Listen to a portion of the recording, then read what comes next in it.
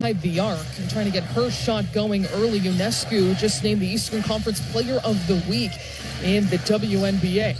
Post up here one-on-one for Napheesa Collier against Jonquel Jones. She's going to pick up her dribble near the elbow. Sets a screen for Courtney Williams. Williams gets a little bit free. Can't knock it down from the mid-range. That normally is her shot. Just couldn't get it to fall that time from the elbow herself. Another good look for the Minnesota Lynx. Here's Fibic along the baseline. She's going to throw it out of bounds. So a miscue for the New York Liberty. Back to Minnesota, still tied up, or I should say 2-0 Minnesota. There was that shot by Sabrina Ionescu. Just over a minute into this first quarter, Williams guarded by Natasha Cloud, a 3-time all-defensive selection in the WNBA. Pick and roll, Williams and Smith. Smith loses it, trying to pass it out, gets it right back, finds Napheesa Collier on the baseline for 3, and she's got it. Beautiful ball movement, and Smith continues to show some poise under duress when she almost turned the ball over there. Couldn't quite get the handle. But closeout Fibic is going to get it inside one-on-one. Jonquel Jones powers her way to the rim. She was one-on-one against Napheesa Collier, and that is quite a handful. Jones not only is so crafty around the rim, but is strong as well. Smith has it outside the three-point line. Here's Napheesa Collier putting up another 3. That's no good, and a one-handed rebound to Jonquel Jones, who goes behind the back, ending it up the floor over to Cloud. 2 minutes into this game, Johannes getting a touch. Guarded by Bridget Carlton. She gets it back. The Olympian from France taking Smith off the dribble and gets it to go off glass. An off-foot finish from Maureen Johannes. And it is 6-3, Minnesota trailing. McBride penetrates, leaves it off for Alana Smith, who will drain a 3. Minnesota finding success here early, penetrating and finding those three-point shooters. Both these teams top 3 in the WNBA in three-point field goal percentage. Smith in the passing lane pokes it away, intended for Jonquel Jones at the elbow. Still New York basketball, 7:22 on the clock here at Target Center. It'll be sideline out of bounds coming up here for Johannes. Carlton giving her some space off the line. Jonquel is able to reel it in. 6-6. Minnesota with 2 3-point buckets in this game so far. Johannes gets free from 3 and splashes it home. That touched nothing on its way down. She is an incredible shooter, someone that Coach Reeve coached against in the gold medal game in the Paris Olympics, with France coming up with the silver medal. From the wing, McBride working through with Collier, gets free for a mid-range, that doesn't fall, and another rebound gobbled up by Jonquel Jones to ignite Natasha Cloud all the way up the floor. She gets right to the cup. That was a really quick transition bucket for the New York Liberty. Napheesa Collier is going to have to call it timeout. Natasha Cloud, I mentioned 3-time all-defense, was preventing any pass in after that made basket to Courtney Williams, and Napheesa Collier and her squad are going to have to take a timeout here. Collier, that inbounder, and deciding to use it right here. New York leads 11-6, 6:44 to go in the first quarter as we step aside here on the Minnesota Lynx Radio Network. Build your own customizable Lynx experience with the Pick 3 plan. 3:40 to go before halftime. Napheesa Collier feeling it from 3. Pick any 3 games and unlock the chance to buy tickets to the August 24th matchup against the Fever, as well as access to the playoff ticket pre-sale. There has been no answer for Napheesa Collier in the first half. 24 points. Head to lynxbasketball.com/pick3 to customize your plan now. At Mayo Clinic, we're detecting the undetectable. Using advanced AI technology, our experts can accurately detect signals in the human voice that are indicators of coronary artery disease. We're making more possible at Mayo Clinic because every day we're doing what's never been done. Learn more at mayoclinic.org/possible. Mayo Clinic, you know where to go. Looking to shoot your shot and score big, all while giving back to your community? Pilot Games is bringing entertainment with exciting electronic pull tabs to bars and restaurants across Minnesota. Every play is a shot at a jackpot and an assist to a local charity. It's entertainment with a purpose. So next time you're out, look for Pilot Games. Big wins, local impact, nothing but net. Learn more at pilotgames.com.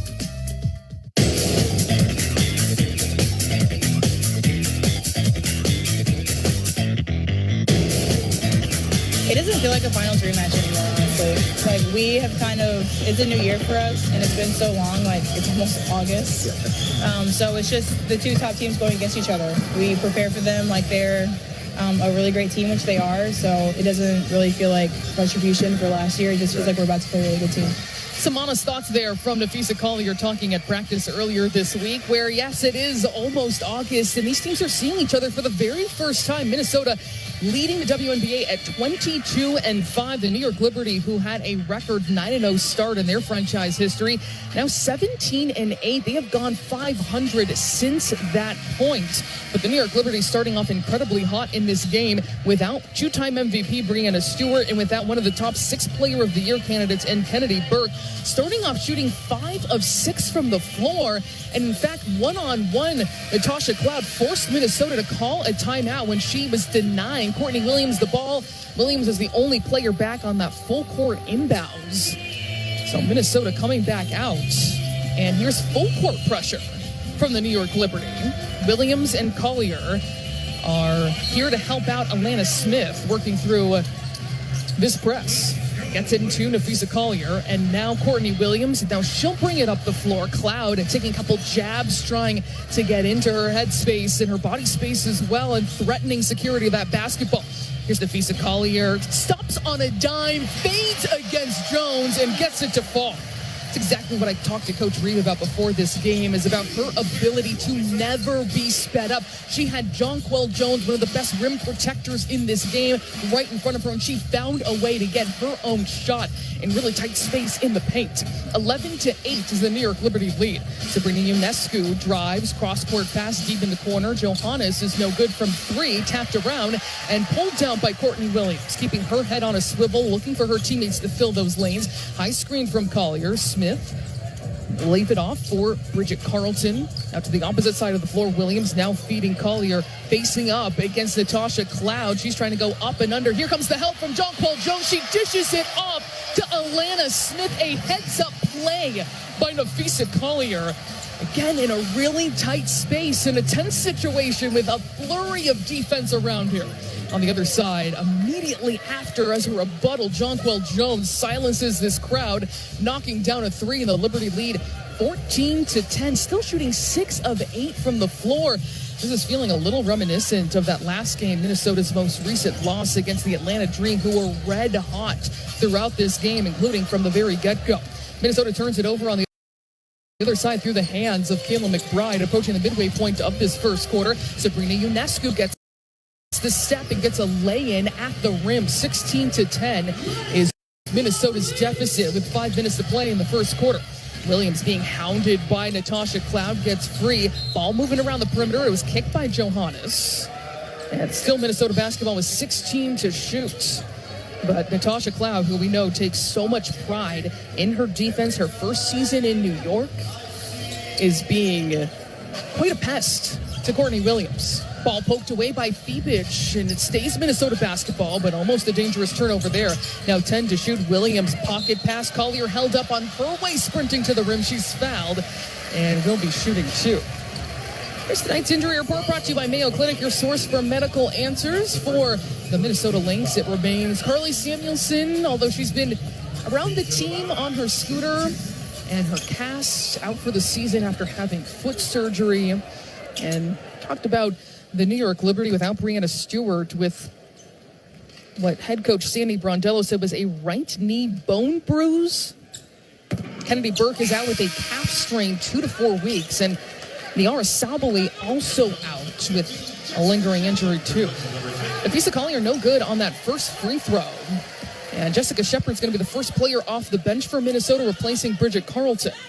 Minnesota trails by 6, 16-10. And Collins' next free throw is good. New York basketball leading by 5 points. Under 5 to play here in the first quarter as Cloud will jog it up the floor, guarded by Napheesa Collier out on the perimeter. And Cloud trying to look inside. Alana Smith is working hard to deny the pass into Jonquel Jones. Cross-court pass. Johannes fakes the pass and drains the 3.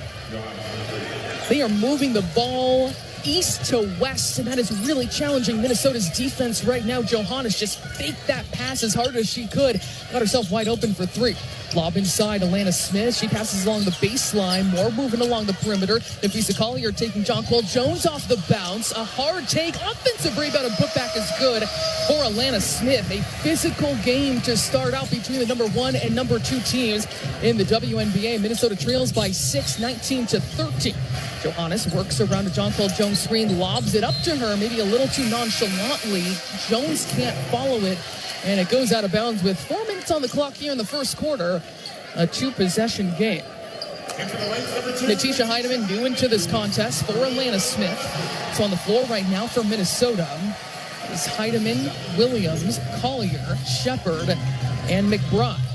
Leading scorer in this game so far, Johannes with 8 points for Minnesota. It's Smith with 7. Courtney Williams, they go underneath the screen. The long 2 on the way is no good. Rebound ripped down by Napheesa Collier. Immediately tacks the rim, takes a bump from Jonquel Jones, and that is going to be a foul. Or no. There's a whistle going against Minnesota. I'm going to say she travels. I don't know if I saw that foot come up. We know how good Napheesa Collier is at creating separation. That's how she's able to be so good when she's still quite undersized at her position. That's going to go as a turnover for the Minnesota Lynx. They trail by 6, 19-13. Ionescu picks up her dribble, drops it off in the corner. Fibic, who's been quiet so far. Long 3, Ionescu. That's off target. Offensive rebound, former Lynx player Stephanie Talbot. And she is fouled on the attempted putback. Talbot signed after she was let go of the Golden State Valkyries, signed with New York on July 21st. Of course, plays for their head coach, Sandy Brondello, as an Australian for the Olympic team. Most recently against Dallas, had 10 points, 4 of 4 shooting, 6 rebounds, 3 assists, 2 steals, and 3 blocks. The first free throw for Steph Talbot is no good. Still a 6-point game, 3:26 to go in the first quarter, 19-13. Is the Liberties lead, still shooting 8 of 11 from the floor, 50% from 3. Minnesota, 5 of 11 shooting. Next free throw is good. It is 20-13. Minnesota back on the offensive end. McBride being guarded by Fibic, who's 6'4". How has Jonquel Jones on her? And there's a whistle. Should be going against the Liberty. And a refresh shot clock at 14. That is going to go on Jones, as McBride had the ball right in front of her. 20-13 is New York's lead. Sideline out of bounds for the Minnesota Lynx. Work it around the perimeter. Shepard gets it back to McBride. McBride back to Shepard outside the 3-point line. She puts it on the floor and propels herself to the rim for 2. First bucket today for Jessica Shepard on a strong, confident take. Minnesota shooting 50% from the field. They trail by 5. Cross-court pass. Jones thought about a 3, gave it up. Here's Fibic for 3. That is no good. She's shooting 49% this season. Minnesota snares the rebound. Heidemann takes a look inside. Shepard uses her dribble, leaves it for Collier. Crowded area with a lot of height with Fibic and Jones. Collier trying to get free, splits defenders, finds McBride for 3. That bounces off the front of the iron, and the rebound corralled by Jonquel Jones. That is already her 4th rebound with under 2:30 to go in this first quarter. Ionescu guarded by Collier, takes her off the dribble, bounces into the paint and off glass for 2. Ionescu looking to strike anytime the ball is in her hand, and she's been taking the Lynx off the dribble here a bit. Courtney Williams weaves her way inside, guarded by the 6'4" Fibic of Germany. Dribbles back outside. They forgot about Jessica Shepard underneath. She misses the lay-in, gets the offensive rebound, working one-on-one against Fibic, and then puts it back up and in for 2. Looked like she was going to try and pass that back out after that close-range miss. That's 22-17. The New York Liberty with the lead. A missed layup on this side by Ionescu, who had a clear path, hung in the air a little bit too long. Williams sprints in transition, forced inside by Jessica Shepard, and a turnover for the Lynx. Sprinting the floor, Stephanie Talbot, blocked by Courtney Williams, who timed it out perfectly. The guard bringing the defense on the interior. And Minnesota back on offense. McBride uses a screen from Shepard. They switch. She has Fibic on her. Shepard wants it inside against Stephanie Talbot, a guard. She faces up against her at the short corner, taking her off the dribble. She cuts off the baseline. Turnaround shot is good. She gets herself all the way into the paint in that mismatch. Shepard looking aggressive to start. 6 points on 3 of 4 shooting so far. 22-19 is New York's lead. Minnesota's trailed by as many as 8 points in this game under a minute to play. Fibic snatched away. Courtney Williams comes in along the baseline, finds McBride for 3 in transition, and she drains it.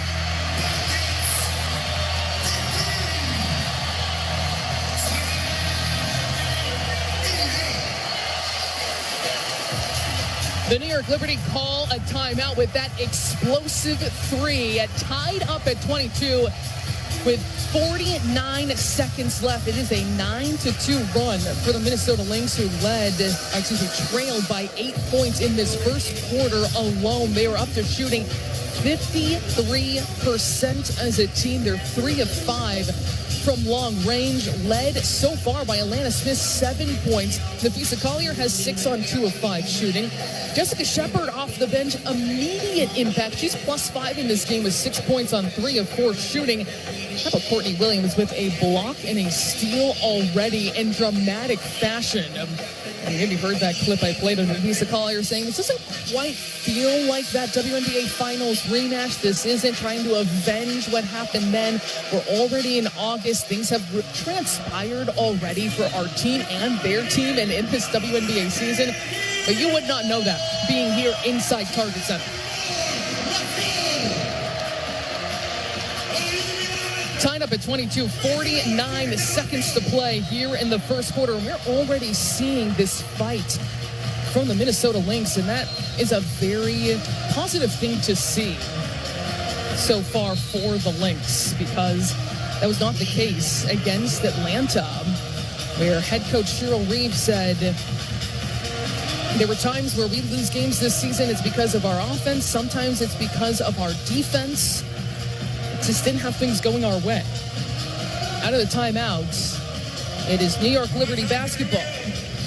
Rebecca Gardner on the floor for the Liberty, with Cloud, Talbot, Jones, and Isabel Harrison getting her first action. Minnesota bringing some full court pressure. And Natasha Cloud, who is perhaps going to be on a minutes limit in this game, so far playing strong basketball after an illness she experienced yesterday, guarded by Heidemann.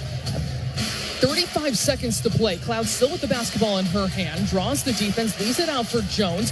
Jones going one-on-one against Smith. Backdoor cut, Steph Talbot forgotten about. She gets all the way to the rim for an easy 2. New York was bringing Minnesota's pressure far outside. This is one of the best three-point shooting teams in the WNBA, and Talbot was just able to get slippery and get that backdoor cut. About a 2-second difference shot in game clock. We got 13 to play. Courtney Williams being blanketed by Rebecca Gardner. She gets it away to Alana Smith. Here's Heidemann launching a 3 from the baseline. Gets her own offensive rebound. Floats it up and in at the buzzer. 1.8 seconds to go in this first quarter. Gardner gets it over half court. She's not going to get it off in time. And we head to the second quarter. Minnesota leading now 24.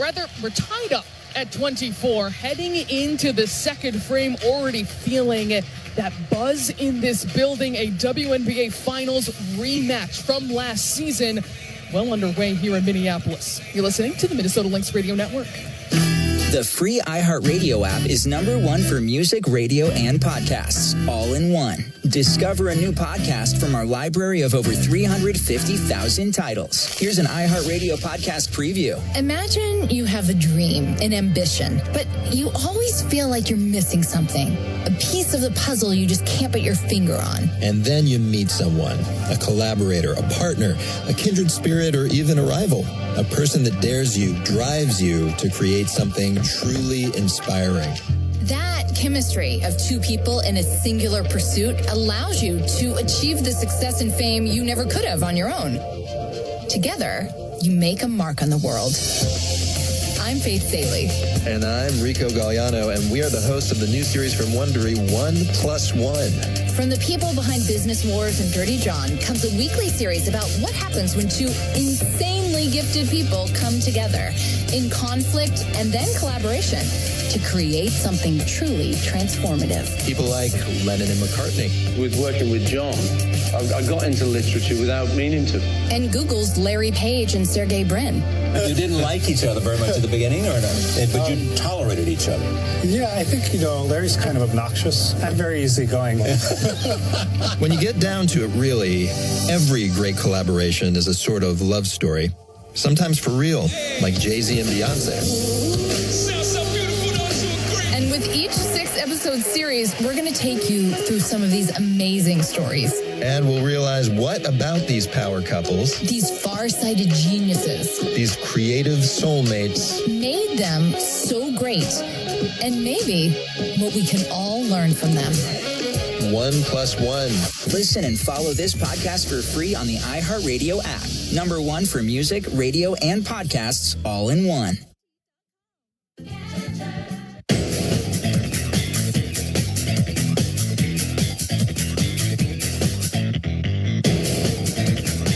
That simply is not our for us. We don't have that as a belief. These games that we're playing now are playoff games. If your mindset is this is just regular season and you treat it differently than regular season, then you might lose the playoff positioning. It's really valuable. It could cost you, matchups, etc. So we don't subscribe to that. There's a mindset that we have of these are playoff games, and when you get to the playoffs, those are championship games, and that's our mindset. Minnesota head coach Cheryl Reeve talking about this stretch of play and how each one is important. Minnesota is battling to try and secure a top seed and home court advantage throughout the playoffs as they take on the New York Liberty for the first time this season. #1 versus #2. And it's interesting to hear Coach Reeve say that because it seems like that's the same message Sandy Brondello is also delivering to her team. They have lost back-to-back games. In fact, New York has not lost 3 straight regular season games since 2022. And their most recent game, they lost to the Los Angeles Sparks, who went on a hot streak. They won 5 straight games, scored 90-plus in 4 of them. But this one certainly got under their skin. They lost to the Dallas Wings by 10, and they never led in that game. They trailed by 30 points in the third quarter. And head coach Sandy Brondello talking about how her team is shorthanded in this particular game without Breanna Stewart. She is out with an injury. Kennedy Burke and Niara Sabally as well. She said, we didn't play very hard in that first half against Dallas, so I think we've got some energy to put into this one. As she kind of smiled talking to media today. A very strong start for both of these teams. We head to the second quarter, tied up at 24. It is Minnesota basketball. McBride, quick trigger 3, off back iron, offensive rebound, fought for by Shepherd. There's going to be a whistle, though, against the Liberty. On the floor for Minnesota to start the second quarter is Smith, Carlton, McBride, Shepherd, and Heidemann. First personal foul is going to go on Natasha Cloud, also battling for that rebound. Sideline out of bounds for the Lynx. McBride gets a step against Johannes, goes right into her chest to get free, and then lays it up. And then just a crafty play by a veteran who wanted to make sure she was going to get free and shed Johannes and make sure she was going to get a clean look. The Liberty bobble the basketball, and it trickles out of bounds. Minnesota will get it right back. 26-24 is Minnesota's lead. They last led in this game when it was 3-2. So I know things are early, but Minnesota in a good place right now after a very hot start by the New York Liberty. McBride uses a screen from Shepherd, goes the opposite direction. Smith gets it right back to McBride, wide open for 3. She leaves it short. Tipped, though, by Bridget Carlton. Another 3 on the way by McBride. This time she drains it. McBride now with 8 points on 3 of 7 shooting, looking for her shot early and often as Cloud gets into the paint, leaves it for Talbot, but Talbot throws it inside. Another easy lay-in in the paint right at the rim for Isabel Harrison. Another example of how the Liberty are really spreading the floor and then able to find those seams in this Minnesota defense, which is top in the WNBA. Carlton on the drive, leaves it for Shepherd. They'll move it around the perimeter. Heidemann uses a high screen from Smith, and that's broken up by Isabel Harrison, the post player, looking to go coast to coast. The step through against Heidemann, and that bounces in. So Harrison, 6'4", carries the The proud fact that she's the last remaining player in the WNBA to have been coached by the late legendary Pat Summitt. It's 29-28 Minnesota with the lead. Smith will work it along the three-point line. McBride draws the defense, leaves it for Carlton. She gets a step. She's fouled. And 2 free throws coming up here for Bridget Carlton. Build your own Lynx experience with the Pick 3 plan. Pick any 3 games, unlock the chance to buy tickets for the August 24th matchup against the Fever, and also get access to the playoff ticket presale. Go to lynxbasketball.com/pick3 to customize your plan. Carlton no good on the first. Nafisa Collier checking in for Jessica Shepard. Minnesota leads by 1, 29-28, 2 minutes into the second frame. So all starters back on the floor for the Minnesota Lynx. Second free throw for Carlton is good. Coming off a scoreless game against Atlanta, she gets on the board. Minnesota leads by 2. Cloud looks at the other direction around the three-point line. Johannes looking for the step back. McBride was ready for it. Fibic will hand it off to Johannes. Johannes fades off 1 foot. She leaves it incredibly short. Block inside. Aussie against Aussie. Smith blocking Talbot on the interior. Battling for that loose ball. It goes out of bounds near the Liberty bench. And it looks like, is there a foul? Atlanta Smith very slow to get up. With her hands on her knees. They have hit her head. It looks like she's touching near her ponytail. 2 seconds on the shot clock for the Liberty. And it looks like there was no foul calls. Cross-court pass off the sideline out of bounds. Talbot lets it fly, gets iron, and misses the 3. Courtney Williams up ahead to Bridget Carlton, getting the step against Talbot. She stopped at the block, will reverse it the other direction. Williams now straight on, guarded by Cloud, uses a high screen from Collier. A couple dribble pull-up from long 2-point range, and Talbot secures the rebound. A tough one earned.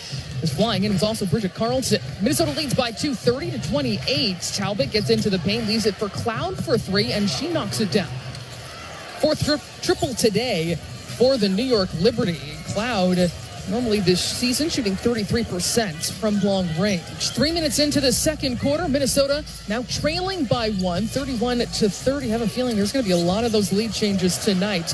Minnesota turns it over. McBride was looking for Collier in a tight window, and it gets broken up. Cloud has it from the left wing, now directing traffic, waiting for a screen from Harrison, coming off her first start of the season. Pump fake and drive against Collier. Cloud feeds it back inside to Harrison. She's blocked on the interior by Collier and again denied. Nafisa Collier showing her defensive muscle. Williams picks up her dribble. Extra pass. McBride has it one-on-one against Talbot. Trying to look for a post-up for Collier. Instead, it's straight on. Carlton for 3 is good. Her first bucket of this game and 4 points for Bridget Carlton. Minnesota takes back the lead 33-31 as Cloud drives hard, is fouled, and free throws coming up. That's going to go on Collier on that hard take by Natasha Cloud. Only balanced scoring on both sides when we look at this game so far. Minnesota leads by 2, 33-31, 6:17 to go in this first quarter. Maureen Johannes is leading the Liberty team, tied for a game high with 8 points, 3 of 5 shooting. Fibic has just 1 attempt as Cloud misses the first free throw. Cloud with 5 points. Ionescu hasn't hit a 3 so far. She's got 6. Minnesota led by Kayla McBride, 8 points. Atlanta Smith has 7. Nafisa Collier with 6. Collier's going to take a seat. And into the game goes Maria Kliundakova for the first time today. Second free throw is good. Minnesota leads by 1, 33-32, approaching the 6-minute mark before halftime. Williams tries to take off to the rim. Will hand it off to McBride along the three-point line. Kliundakova throws it inside, but it's going to go into the hands of Natasha Cloud, a Minnesota turnover. Cloud propels herself into the front court. She's directing traffic with Fibic. Gets it back to Fibic. Now down low to Jonquel Jones. Backing down Kayla McBride. She was all out on an island there. Nothing she can do. Jonquel Jones incredibly strong, and that is a mismatch. New York now leading 34-33. Courtney Williams now has Jones on her, trying to take her off the dribble. Gets the step. The reverse is no good, and the rebound tracked down by Fibic, but she traveled. So Minnesota gets another chance. Bebic has her hands in the air as a timeout is called on the floor. A tight one here at Target Center. Normally not even midway through the second quarter, but already feeling the intensity in this building as Minnesota trails the New York Liberty of this finals rematch 34-33 with 5:32 to go before halftime. You're listening to Minnesota Lynx basketball. Bring the fun to family time with a visit to Treasure Island Resort and Casino.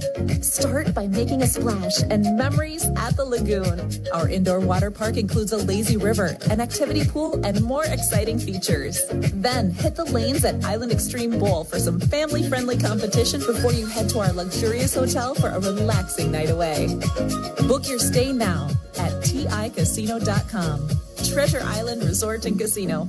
Destination fun. At Target, we're home court advantage for the hometown sports fans. And with the Timberwolves season in full gear, we're here to help you gear up and make your game day prep a slam dunk. Hear that? That's what you call a buzzer-beating three-pointer for the win. Time to dish up your famous nachos or put a full-court press on some jalapeno poppers. Then serve up some sweet desserts to celebrate the W. However you do game day, we're here for it at Target and Target.com.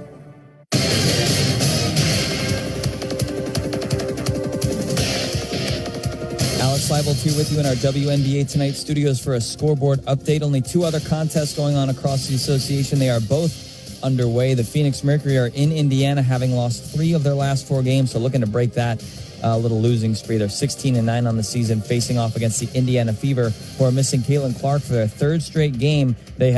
However, they've won their previous 2 games without Caitlin Clark, so looking good for them so far, and they are winning right now by 6, 72-66, with the third quarter just about wrapping up, about 2 minutes to go in that one. Alyssa Thomas, 20 points, 8 rebounds, and 5 assists for the Mercury, and Ari McDonald leading the way for Indiana with 23 points and 3 assists. Third quarter just almost over there. The Fever up by 6. The Atlanta Dream are in Dallas facing off against the Wings, who have lost 6 of their last 8 heading into this one. The Dream, of course, coming off of their win at the Target Center, a 4-point win over the Lynx. This is the second of a back-to-back for the Dream, as they also played last night to the Valkyries, and it's about tied up halfway through the second at 29 in Dallas. Let's head back into the Target Center for this fun matchup with Sloan Martin. Thanks, Alex. The New York Liberty have a 1-point lead, 34-33 over the Minnesota Lynx. First meeting of the season between these two teams, and they're going to face each other 3 times over a week span next month for a total of 4 matchups this season. Already we've seen 6 lead changes and 3 ties. But what's jumping off the page the most for the Minnesota Lynx is the fact that they have 5 offensive rebounds and 11 second chance points. The Liberty have just 1 second chance points. In fact, the New York Liberty, one of the poorest rebounding teams in the WNBA. Minnesota can certainly use that to their advantage. 5:30 to play before halftime. Williams with the ball in her hand. Gets it back from Collier on the handoff. Williams looking back door to Collier. Puts it up before Jonquel Jones could react, and she knocks it down from 6 feet. Collier with 8 points on 3 of 6 shooting. Sabrina Ionescu sprints to the rim and puts it up and in off glass. If you weren't looking, you would have missed it. She just took off in a hurry. New York back with the lead again, 36-35. More lead changes. Here's Alana Smith rattling home a 3. Alana Smith is a perfect 4 of 4 shooting in this game, and the leading scorer at 10 points. She's knocked down both her 3-point attempts, coming up big for the Minnesota Lynx when she has one of the toughest defensive assignments you will find in the WNBA against Jonquel Jones. She's guarding her along the 3-point line. Leonie Fiebich, that 3 is no good, a very deep 3. And Minnesota secures the rebound. Alana Smith sprinting the other direction, steps through and finishes again. That's 5 for 5 on the reverse. What a game for Alana Smith. She's now in double figures 4 of the last 5 games. Approaching 4 minutes to go before halftime. Jonquel Jones backing down Alana Smith. Gonna fade, and she's blocked at the free throw line.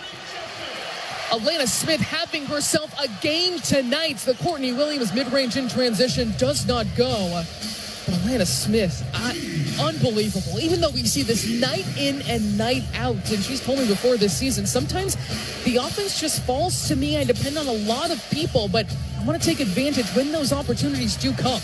Here's Ionescu slicing her way in, and she's going to knock down the 5-footer. Ionescu in this game, now up to double figures, leading scorer for the Liberty with 10 points, 5 of 8 shooting. As Carlton penetrates, Williams feeds it inside. Collier one-on-one against Fibic. She's wrapped up hard, and free throws coming up. That foul is going to go on Fibic. 40-38 is Minnesota's lead. 3:31 to go. This game has been played at an incredibly high level. To start off here, you have the Liberty shooting 55%. The Minnesota Lynx at 53%. And the reason we've all been looking forward to this for so long, not as just a rematch of the 2024 WNBA Finals, but the fact that these are the top 2 teams in the WNBA. They're either 1 or 2 in points per game, scoring differential, assists per game, offensive rating, bench plus minus. They're tied for the most 20-point wins this season and tied with total threes, 250 apiece. Napheesa Collier goes 2 for 2. Minnesota leads 42-38. Their largest lead today at 5 points. Jones has it along the perimeter. Fibic has not gotten any kind of breathing room today. Jones trying to drive against Smith, spins the other direction. Now ball in her other hand. Smith standing her ground and forces the turnover.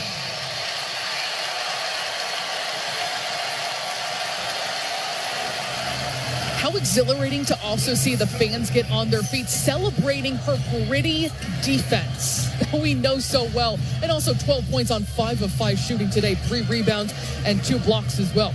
Courtney Williams, the mid-range doesn't go. Another rebound for Jones. That is number 4 for her. Ionescu sprinting down the floor, and she is fouled right near the free throw line. She is taking off incredibly quickly anytime she gets the ball in her hands. As a timeout is called on the floor here at Target Center, Minnesota still leading 42-38. Already an intense back and forth here in downtown Minneapolis between the Lynx and Liberty. Under 3 minutes to play as we step aside. You're on the Minnesota Lynx Radio Network. The free iHeartRadio app is #1 for music, radio, and podcasts, all in one. Discover a new podcast from our library of over 350,000 titles. Here's an iHeartRadio podcast preview. In the 70s, as it was happening, a lot of us probably thought, gee, there's a lot going on. But looking back at a decade of violence, it was just crazy. It was a crazy time. Most serial killers don't make any effort to involve the media or investigators. They're very secretive. They don't want attention. They almost want their crimes to go unnoticed. But the idea of committing a crime and then calling up the police and bragging about it, that's a whole nother level of terror. A man who wore a medieval-style executioner's hood. Who has baffled the police and baffled the media. He seems to crave publicity. He sent letters and cryptograms to newspapers and the police. Subject stated, I want to report a murder. No, a double murder. I did it. Here we are, 50 years after the first Zodiac killing. In today's world of forensics, old cases are being solved. We're talking about probably the most famous cold case in the last century or so in terms of its drama and being unsolved. Who doesn't want to know how it turns out? From iHeartRadio, How Stuff Works, and Tenderfoot TV, this is Monster, the Zodiac Killer. Listen and follow this podcast for free on the iHeartRadio app. #1 for music, radio, and podcasts, all in one.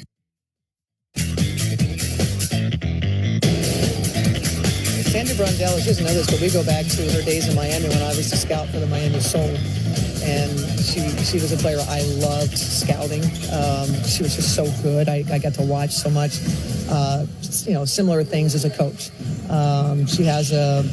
She has a light way about her, typical of Aussies. She doesn't get too stressed about, it doesn't appear to be. Us Americans were very different, or maybe this American's very different. But Sandy is, she has a way of getting the best out of people. And obviously, her move from Phoenix to New York was a great one. Worked out great for her. And, she's been great for that team. And obviously won a championship now with 2 teams, one in Phoenix, one in New York. She's a common denominator to winning.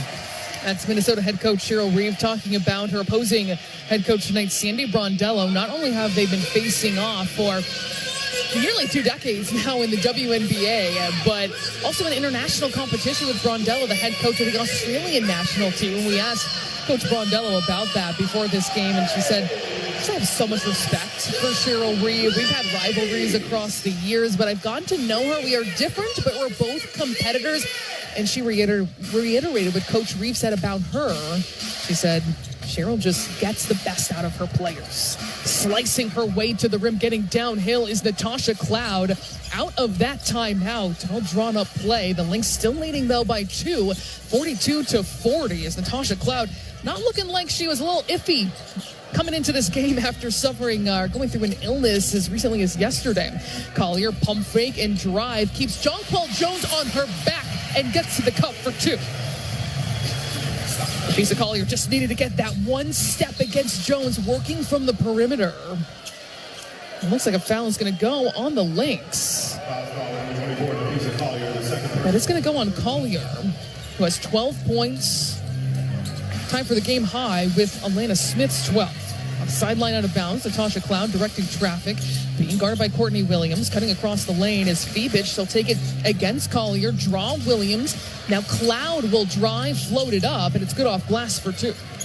Cloud is 4 of 4 shooting in this game with 4 assists, and she's got 10 points, the second Liberty player in double figures as Collier gets it over half court, leaves it for McBride, working around the screen, leaves it for Collier, speed to the rim, and a gorgeous pick and roll.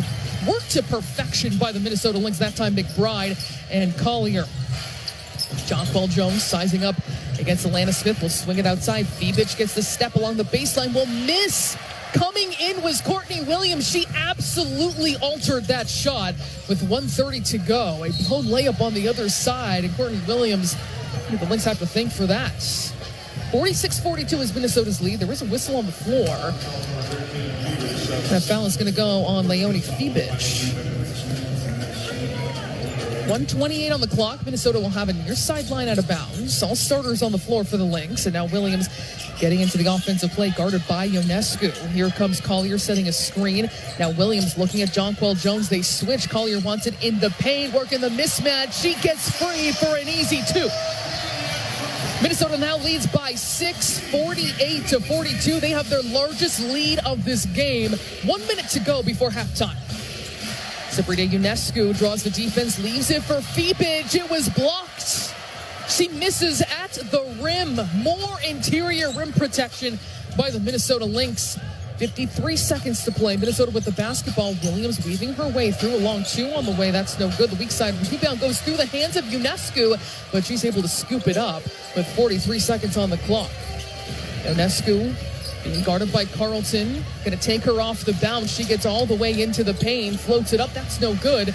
And another rebound to Courtney Williams, surveying the floor. She's going to take off herself, leaving it to the trailer Carlton, and Carlton's going to reset. About an 8-second difference shot in game clock. Now 23 to go. Smith works it around the perimeter to the opposite direction. Sets a screen for Williams on the handoff. Collier straight on for 3. Yes! Napheesa Collier is up to 19 first half points on 70% shooting. She continues to be completely absurd. A miss on the other side. Williams with 3 seconds left. Up ahead to the sprinting Alana Smith. She loses control, hits the deck. Minnesota will not get a shot off despite that effort. But what strength by Minnesota, both offensively and defensively. They lead at the half, 51-42. This is a team that led by 8 points early in this game and then flipped a switch. Just astounding play, especially in that second quarter.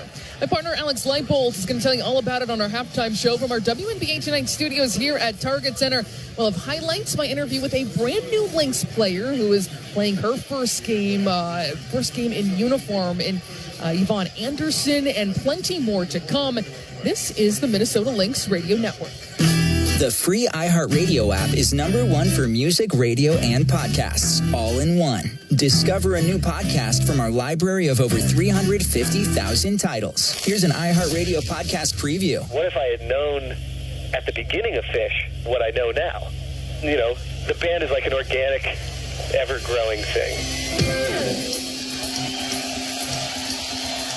That's a conversation I had with Trey Anastasio, lead singer and guitarist of Fish, for a piece I wrote back in 2002. I first saw Fish at a tiny club in the late 80s. Now, decades later, the band is still touring, still making a cultural impact, and I'm still covering them. I'm Dean Budnick, and this is Long May They Run, Season 1, Fish. I saw them in the late 80s, and the people are going like crazy. I mean, they're dancing like a storm. After the show, I rushed backstage and said, look, I'm quitting my job as a promoter. I'm your new manager. I seen it, and that's the future. They changed the industry. They've changed the landscape, the entire festival circuit. We're going to draw 75 to 80,000 people to an Indian reservation in the middle of Florida on New Year's 1999. No one's ever heard of us. We're going to do it anyway and have it work. This is our path. We're going to follow it. We don't care where it leads. The Baker's Dozen, a different show every night at the world's most famous arena. Not a single song repeated. I beg everyone to find me a band who could do that. Welcome to Long May They Run. Listen and follow this podcast for free on the iHeartRadio app. #1 for music, radio, and podcasts all in one.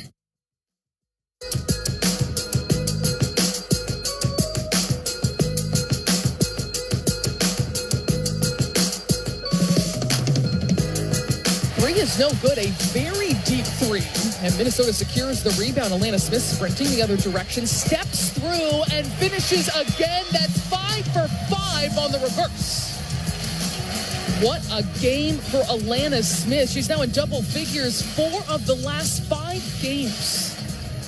Approaching 4 minutes to go before halftime. Jonquel Jones backing down Alana Smith. Gonna fade, and she's blocked at the free throw line.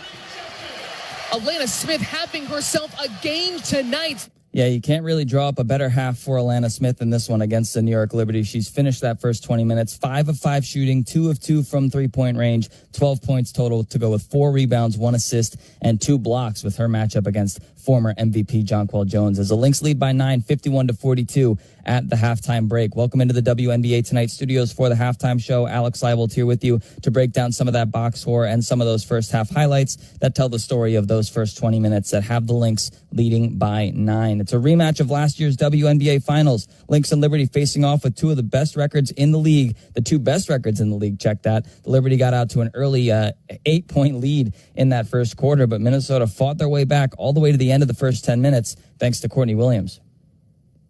Fibic snatched away. Courtney Williams comes in along the baseline, finds McBride for 3 in transition, and she drains it.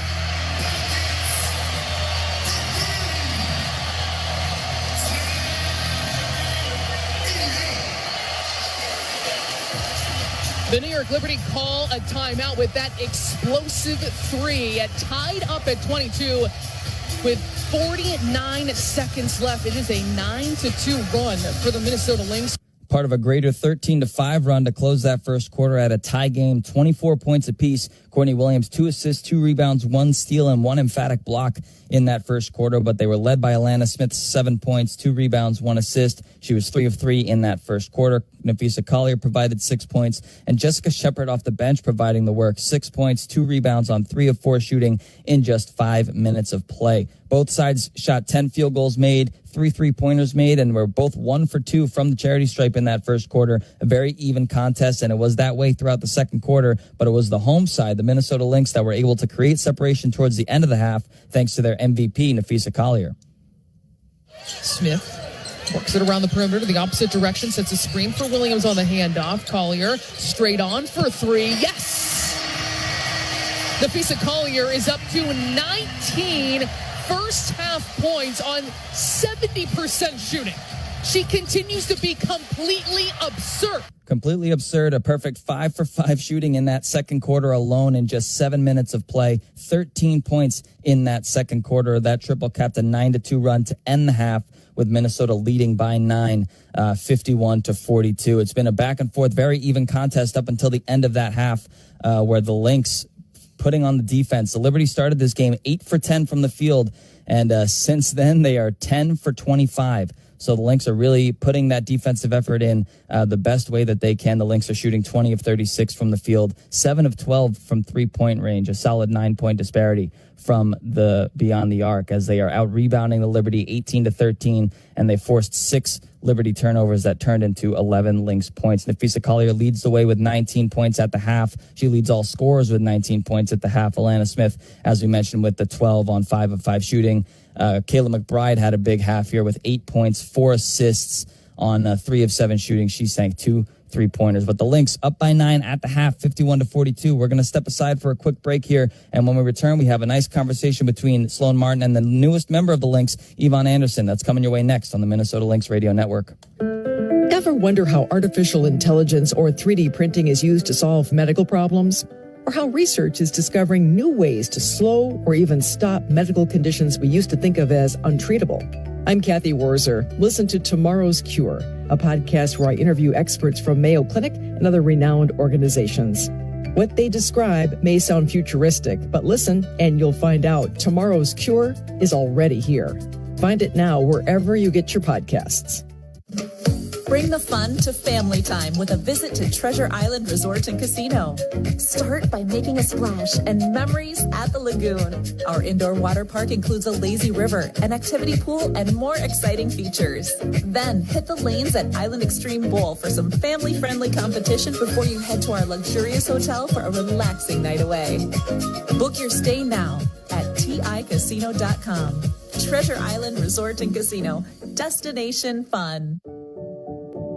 At U.S. Bank, when they say they're in it with you, they mean it. Not just for the good stuff, the grand openings and celebrations, although those are pretty great, but for all the hard work it took to get there, the fine-tuning of goals, the managing of cash and workflows, and decision-making. They're in to help you through all of it, because together they're proving day in and day out that there is nothing as powerful as the power of us. Visit usbank.com to get started today. Equal housing lender, member FDIC, copyright 2024, U.S. Bank. At Target, we're home court advantage for the hometown sports fans. And with the Timberwolves season in full gear, we're here to help you gear up and make your game day prep a slam dunk. Hear that? That's what you call a buzzer-beating three-pointer for the win. Time to dish up your famous nachos or put a full-court press on some jalapeno poppers. Then serve up some sweet desserts to celebrate the W. However you do game day, we're here for it at Target and Target.com. This copyrighted telecast of WNBA Enterprises may not be retransmitted, reproduced, rebroadcast, or otherwise used in any form without the express written consent of WNBA Enterprises.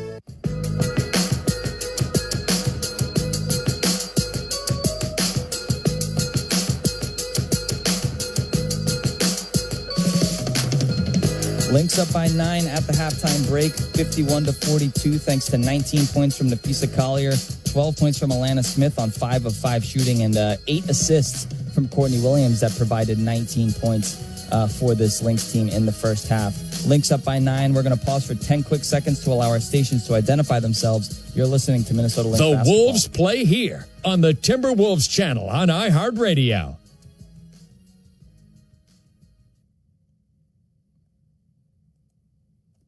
Lynx up by 9 at the break, 51-42. It was announced on Monday that they signed guard Yvonne Anderson to join this Lynx roster, and she has plenty of experience playing with some of these Lynx players from over in Europe. She was teammates with Napheesa Collier, Kayla McBride. She was teammates with Courtney Williams and Natisha Heidemann back when they were playing for Connecticut, and she met with Sloan Martin earlier this morning at shoot-around for a delightful conversation. So let's tune into today's practice report.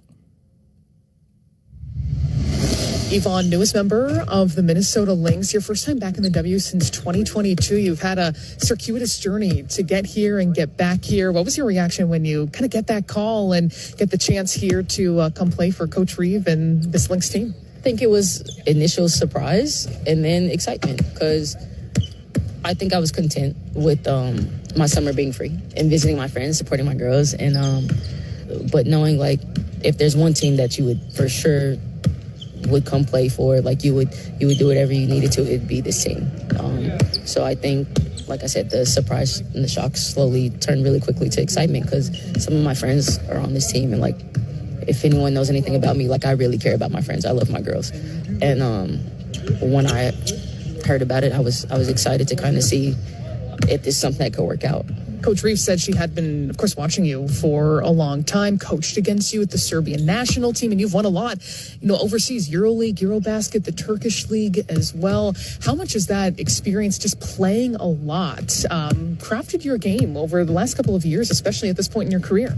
I think something that I recognize out of myself now is maybe skill-wise, you could never say, like, oh, she's a better shooter, she's the fastest. No, but I'm a winner. And playing so long has taught me what it takes to be a winner at the highest level. And I think a coach that can see that can understand the value that I can bring to a team. And obviously, Cheryl Reeve is one of the best coaches. She'll see the value. So I think, like, put it all together. I do a lot of things, but the truth is I know how to win. And I think if you're a winning team, that's a positive thing for you, You also played with Fee and Mac at Fenerbahce in Turkey, so a little bit of familiarity. What was it like to share the floor with them and kind of at least come in with some familiarity here at the Lynx? No, it was amazing. I said playing with Fee, like, made my day easy. You just drop it off, he's going to finish it. And I had Kayla, and, like, you have two people who basically don't miss, so it's easy to get the assist and to play that way because they have such competitive spirit but such a good energy. And that's a lot of, like, that's what you worry about, locker rooms and how's the talent gonna mesh and ego. And we never had to deal with any of that. They're amazing women, and I just, like, it's my honor to play with them. I've also played with BC and I played with Carly this past year in Merson, and same idea, like, the just really good character, if you will. And so it's just knowing who they are, like, you can just, like, breathe a lot easier. You I'm sure are in absorbing mode. You have one practice and one shoot around under your belt. But what is it like also learning the ropes from Courtney and Natisha as well at that point guard position? It's been pretty good. We have to help each other because we're all different types of point guards. But obviously they've been here so they can tell me, oh, this is what you're supposed to do. This is what you're supposed to do. But also, I've had Way to help me. Like I said, I have my friends. Like, no one's going to let me get lost here. They're going to make sure I know the ropes just so I can, when it's my time, if they need me, I'm ready and I can deliver, Yvonne, thank you so much. Thank you. Lynx lead by 9 at the break, 51-42. We've got second half action in this WNBA Finals rematch between the Lynx and the Liberty coming your way next on the Minnesota Lynx Radio Network. This is Courtney Williams. Courtney Williams, she will launch a three. It is good. And Williams fired up about that one. Work with us this season and help make our house the best home court advantage in the league. No slowing down the Minnesota Lynx here in the fourth. Start your weekend with the Lynx on Friday, August 8th when they host the Washington Mystics. The first 6,000 fans score a Lynx bandana courtesy of Bonnie Bears, 2 Pavilion, and the Women's Foundation of Minnesota. Don't miss out. Get your tickets now at lynxbasketball.com/tickets.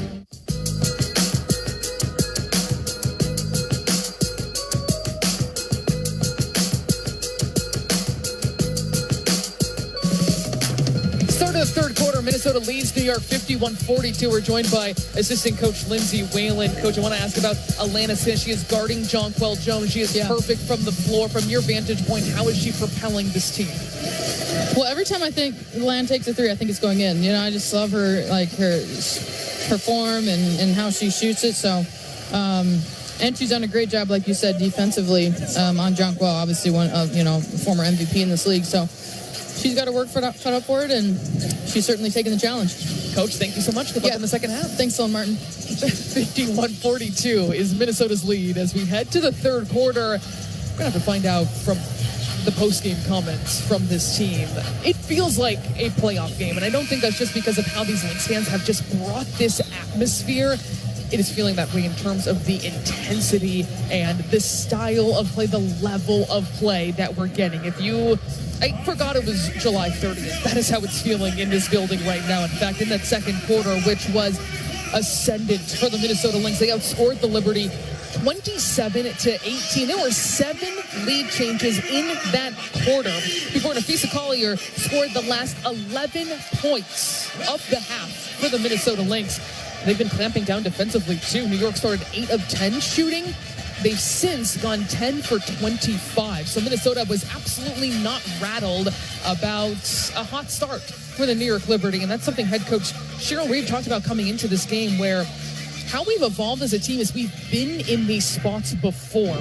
We have been in these situations, and we're seeing the outcome of that in tense times. Courtney Williams, no good. She is now 0 for 7 to start this game off the long range shoot. The offensive rebound comes to Minnesota, though. Here's Nafisa Collier sprinting to the rim, taking the feed from Courtney Williams. Williams does now have 9 assists, though, and 0 turnovers. Minnesota leads 53-42. The Liberty still, of course, without Brianna Stewart, Niara Sabali, and also Kennedy Burke off the bench, with the top off the bench in the WNBA. A little shoulder shimmy shake for Natasha Cloud. That's no good in the middle of the paint.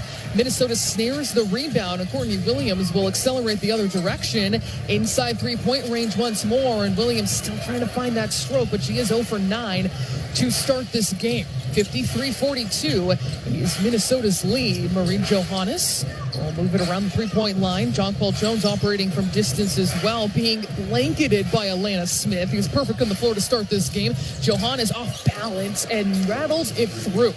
She is better off one leg than many players are balanced in their shots. It is really something to watch. She's got 11 points on 4 of 6 shooting, and her third triple, 1 minute and 15 seconds into this third quarter. Baseline 3, halfway down and out for Kayla McBride. And the rebound goes to the Liberty. Minnesota leads 53-45. Hard take. Natasha Cloud was looking for a foul. No whistle, and Minnesota comes away with the loose ball. Williams surveying, finds a cutting Collier, stops on a dime, takes contact from Fibic, misses, gets her own offensive rebound. There she's fouled. That is an MVP kind of effort by Nafisa Collier, where Fibic didn't even have a chance to react. She defended Collier, was keeping her away from the basket. Normally Collier tries to be slippery, get her way through, use different pivots, contort herself to get herself closer to the rim. And Collier, in the blink of an eye, was able to snare her own offensive rebound. And for Minnesota, that is 7-0 boards, as Collier misses the first free throw, leading to 13 points. Minnesota is dominating in that category. 13 second chance points to 1 for the New York Liberty, one of the poorest rebounding teams in the WNBA. Of course, without Brianna Stewart on the floor, but there's still plenty of size for this team. 8:21 on the clock. Collier goes 1 for 2. She is 4 for 6 shooting today, but 21 points already in this game. This is her 18th 20-point game this season. Still the leading scorer in the WNBA is Jonquel Jones, is stuffed at the rim by Nafisa Collier. Courtney Williams looks down. It's a 3. Can't drain it. And the shot just not falling for Courtney Williams today. She's now 0 for 10 shooting, and that time wide open. Natasha Cloud barrels her way to the rim, nearly 94 feet as she sprints, but misses at close range. Collier thought about a 3 and said she's going to slow things down. No, she's going to take Fibic one-on-one drive, kick it out. Here is Smith for 3. No good. That's her first miss today. Had been 5 for 5 shooting overall. Made both of her 3-point attempts. Minnesota leads 54-45. Ionescu gets the switch, throws it down low into Fibic. And a well-executed play by the Liberty, getting a close look at the rim right there for Fibic. 54-47, Minnesota on top as Williams gets into the offense. She'll leave it for Collier, working from the three-point line, and she's hit by Jonquel Jones, who looked like she was attempting to poke that ball away, but just kind of mauled feet. 7:14 to go in this third quarter. 54-47 is Minnesota's lead, as Carlton will have a far sideline out of bounds. Talked with her last halftime about her role as this player, how she kind of like a quarterback has to go through her reads and different options. She has that check down option just like a quarterback would as well. And how she always has to stay poised and in control. No Brittany Griner type of size to guard her like Atlanta did, but she admitted it's certainly a challenge when you actually can't see. Here's Courtney Williams, still guarded by Natasha Cloud, who was quite a pest in that first half. Now Smith has it, holding on to her dribble, snaking along the baseline, Bridget Carlton, and she's met by the block of Jonquel Jones. One of the good rim protectors in the WNBA. Under 7 minutes to play in the third quarter, Ionescu really strong in the first half herself. Ionescu with 10 points, trying to get free against Carlton. She can't. Ball moves around the perimeter. Johannes is going to throw up an air ball from the deep corner. A great stop by the Minnesota Lynx defense, top in the WNBA against this Liberty team that leads the WNBA in points per game. Carleton's three on the way. That is no good early in the shot clock. Minnesota still leads 54-47. And a foul is going to go on Carleton, trying to slow down the train of Johannes. 6:29 on the clock here in the third quarter. Minnesota as a team shooting 47%. They've got 7 triples and dominating on the glass as well, 24-19 at this point. Johannes weaving her way through the defense, leaves it out for Stephanie Talbot. No good from 3. And the rebound taken by Courtney Williams, trying to make her impact in other ways as she's 0 for 10 on the floor. She's got 9 rebounds and also 0 turnovers in this game. Collier double teamed in the paint. She'll kick it out. McBride now has it against Ionescu.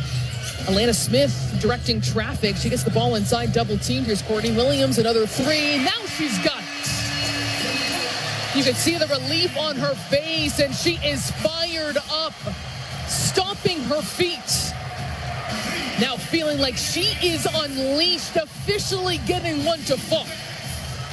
1 for 11 shooting for Courtney Williams. She's only got 6 rebounds and 9 assists as well. 5:47 to play in the third quarter as Ionescu off one leg floats it up and in. Beautiful touch by Sabrina Ionescu. She's got 12 points. Minnesota still leads 57-49. Minnesota's led by as many as 11 points after they were down by 8 in the first quarter. Collier, they go underneath the screen. Can't make them pay that time from long range. And a rebound to the Liberty. As we approach the 5-minute mark of this third quarter, Ionescu taken off to the rim. The help defense of Carleton comes, and a block by Alana Smith along the 3-point line. The shot attempted by Maureen Johannes, and Alana Smith made a last-ditch, all-out effort as Minnesota's defense was looking like it was scrambling a little bit. And she has 3 blocks. She is 3rd in the WNBA in blocks per game. A first-team all-defense kind of season for Alana Smith. Jonquel Jones misses a close-range, great effort by Bridget Carleton to track down that rebound. Minnesota leads by 8 points at the 5-minute mark. McBride in transition, beautifully done. A long-range 2 is good for McBride. She's got 10 points, the third Lynx player in double figures, led by Napheesa Collier's 22 points on 8 of 13 shooting. Ionescu sweeping around Napheesa Collier, and she makes the denial. Minnesota's rim protection looking incredible in transition. Bridget Carleton's going to miss from 3. Minnesota leads by 10 points. And the Liberty going to slow things down here. Fibich working around the screen, gets her way to the rim. Alana Smith is trying to say, I was the one who got taken a shot to the mouth. She has her hand right near her mouth. But a foul is going to go on Alana Smith as a timeout is called on the floor. 4:30 to play in the third quarter. Minnesota holding on to a 10-point lead right now over the second-place New York Liberty in a WNBA 2024 Finals rematch. Stick with us here on the Minnesota Lynx Radio Network. At U.S. Bank, when they say they're in it with you, they mean it. Not just for the good stuff, the grand openings and celebrations, although those are pretty great, but for all the hard work it took to get there, the fine-tuning of goals, the managing of cash and workflows, and decision-making. They're in to help you through all of it. Because together they're proving day in and day out that there is nothing as powerful as the power of us. Visit usbank.com to get started today. Equal housing lender, member FDIC, copyright 2024 U.S. Bank. Bring the fun to family time with a visit to Treasure Island Resort and Casino. Start by making a splash and memories at the lagoon. Our indoor water park includes a lazy river, an activity pool, and more exciting features. Then hit the lanes at Island Extreme Bowl for some family-friendly competition before you head to our luxurious hotel for a relaxing night away. Book your stay now at ticasino.com. Treasure Island Resort and Casino. Destination fun. At Mayo Clinic, we are predicting the unpredictable. Our experts are using a patient's own anatomy to create 3D printed, life-size organ models to map out challenges ahead of time, making complex surgeries more precise, efficient, and less invasive. We are making more possible at Mayo Clinic because every day we're doing what's never been done. Learn more at mayoclinic.org/possible. Mayo Clinic. You know where to go.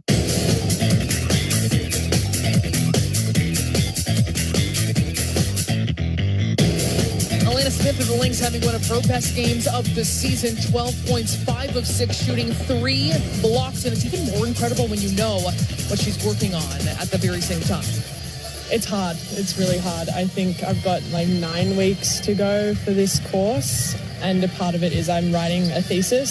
So it's a lot of like groundwork and busy work, reading, writing, revising, and time management is key, and you don't always get it right. But it's going well. I am very much looking forward to it being done and having a little bit of brain space free.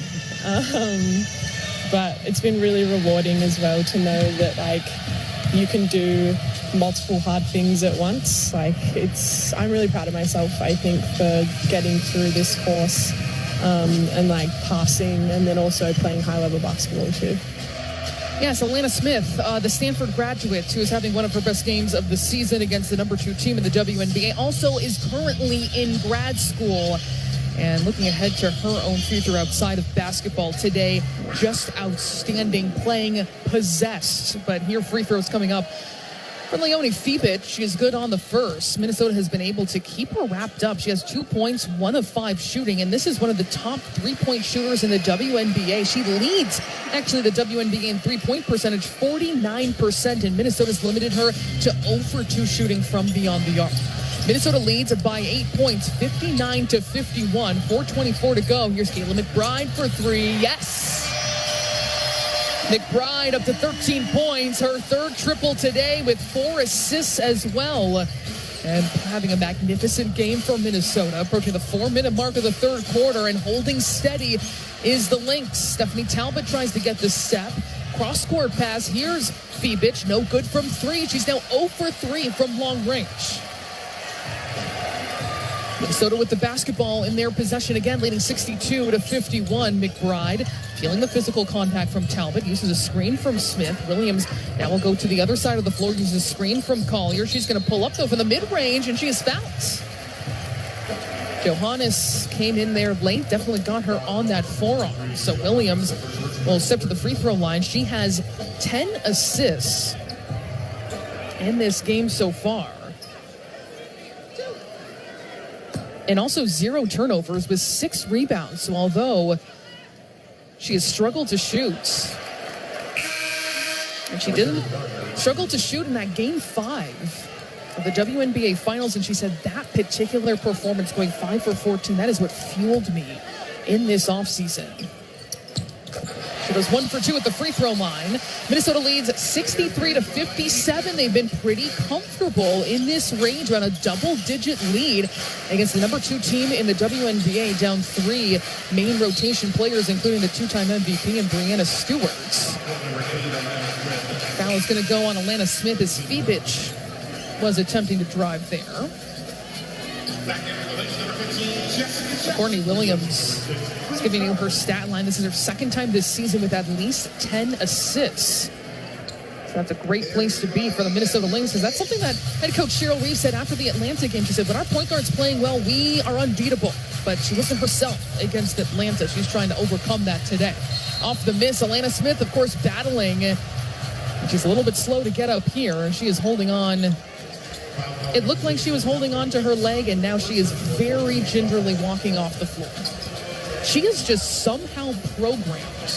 And she says it's because of her Aussie upbringing and how they are taught basketball, so much pride she takes in her home country, that we always get up. But she is programmed in some way. Still looking a little uncomfortable on the floor. Back on offense. Jessica Shepard now running the show with the ball in her hands, guarded by Harrison. Minnesota leads 63-51. They cough up the basketball. Shepard tries to get it back, and it will be a turnover. Ionescu is able to come up with it. Talbot's a little bit slow to get back. Ionescu taking her time, guarded by McBride. She uses a high screen from Harrison. Ionescu takes a bump from Smith, can't finish. Harrison is able to put it back up and in, though. New York has had really no success on the offensive glass. In fact, they're last in the WNBA in offensive rebound percentage, but that time Harrison trying to get something done. Minnesota still leads by 10, 63, 53, 2:40 to go. Here is Williams floating in the paint, no good. One-handed tips it out. McBride for three, and she's got it. A perfect example of Courtney Williams doing everything she can to impact this game on a cold night. She leaped off the floor. We know what vertical she has, even though she likes to say I'm an older veteran in this league. But she jumped up and with one hand threw the ball out to keep the possession alive. One more quick pass, and Kayla McBride knocks down a three. Just one of those plays that illustrates Lynx basketball and making something happen out of nothing. As Ionescu drives hard, she is fouled, getting herself into the paint. And free throws coming up here for one of the top free throw shooters in the WNBA this season. She's third in free throw percentage, 94%. She is 100 for 107, a career 91% free throw shooter.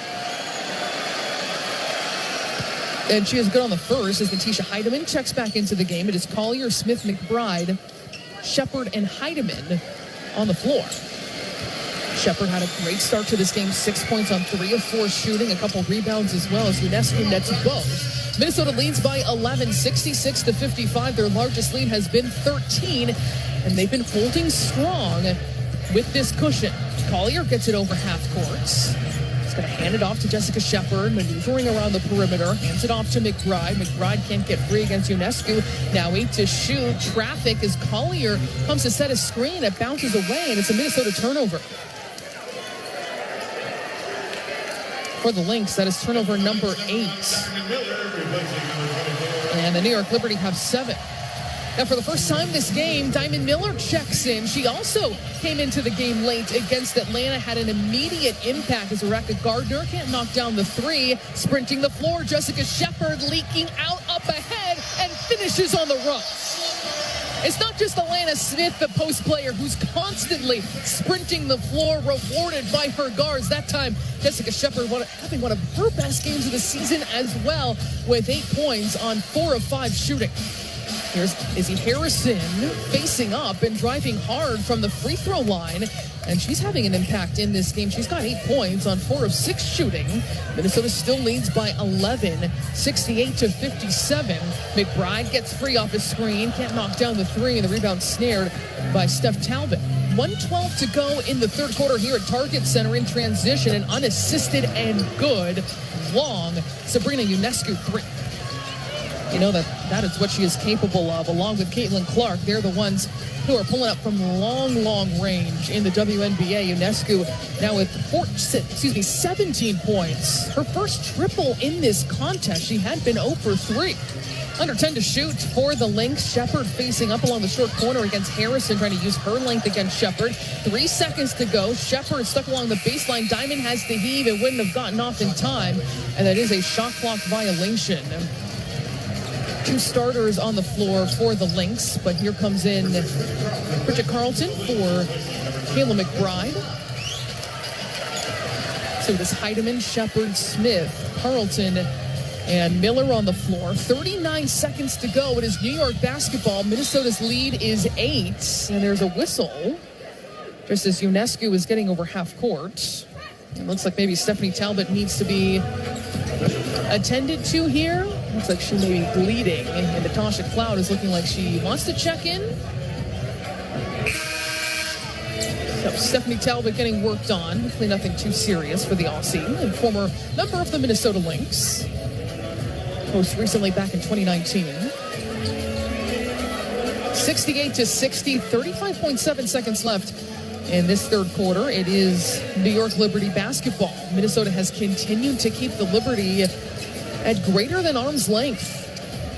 3 in double figures for the Liberty, led by Ionescu's 17 points.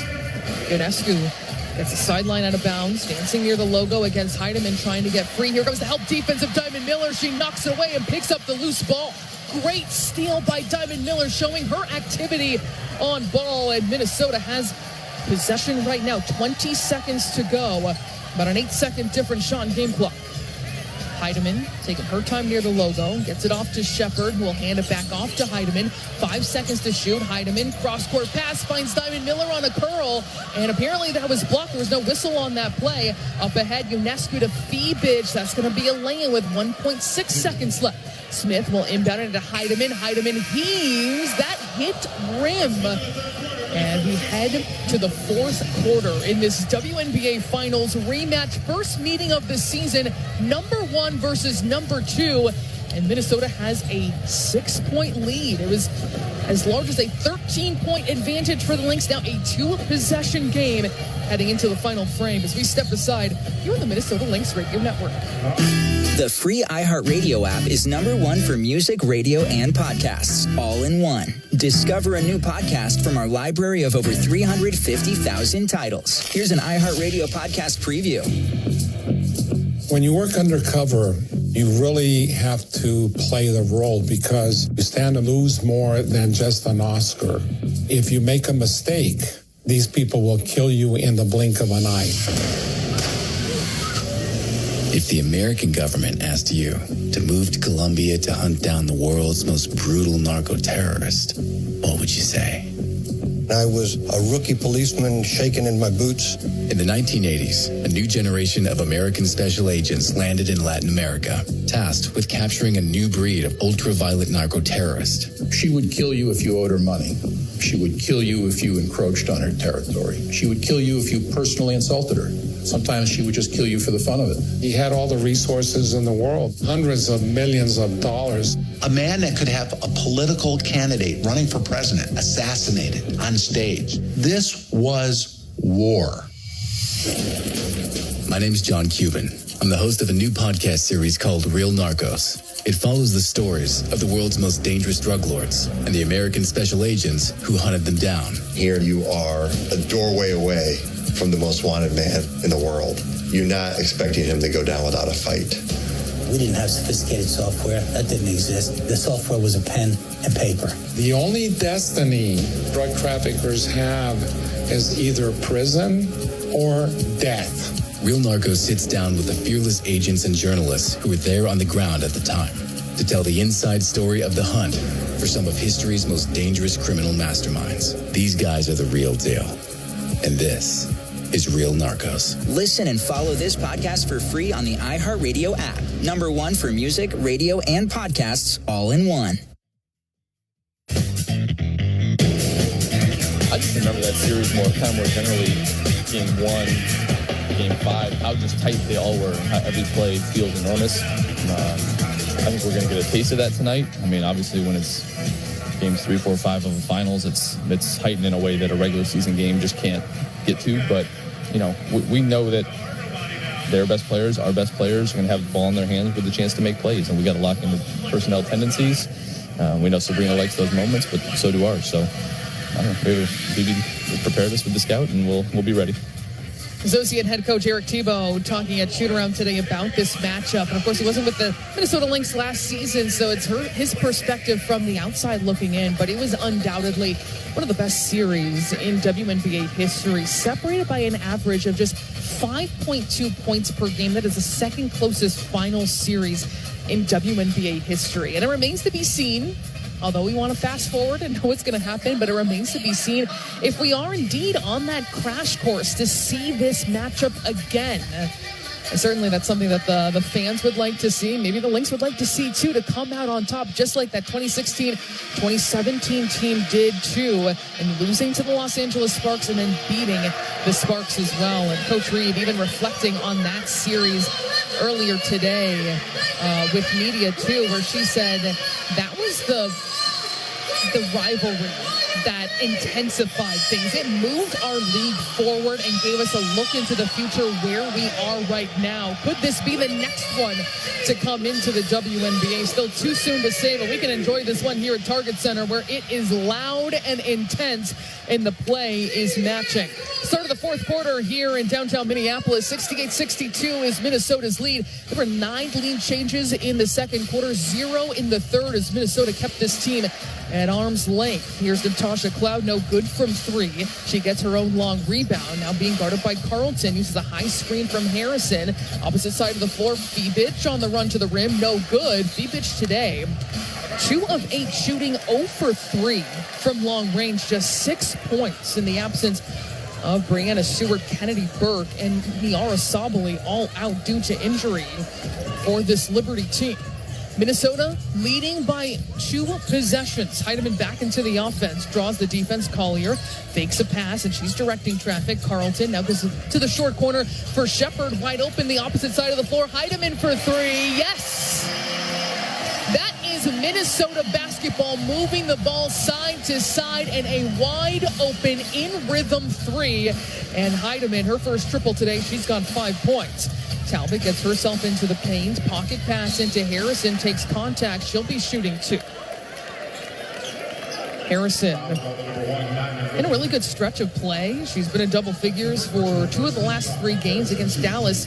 Her first start of the year against the Wings. 10 points, 4 rebounds, 3 of 5 shooting.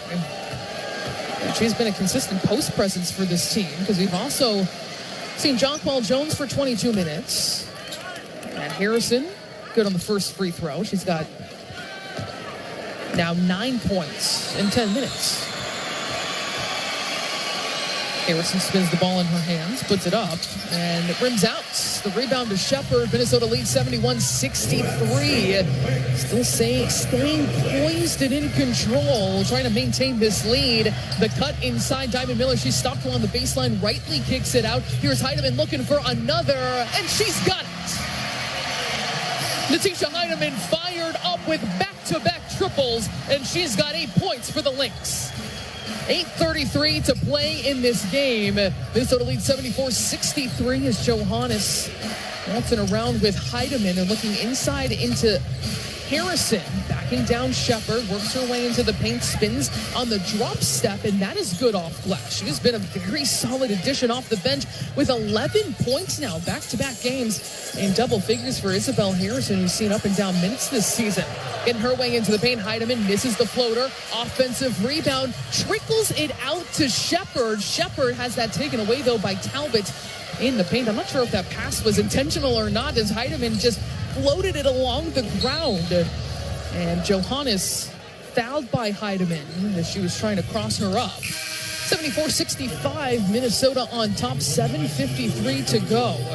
Trying to get back in the win column here at home after Minnesota started 14-0 here at Target Center. A franchise record.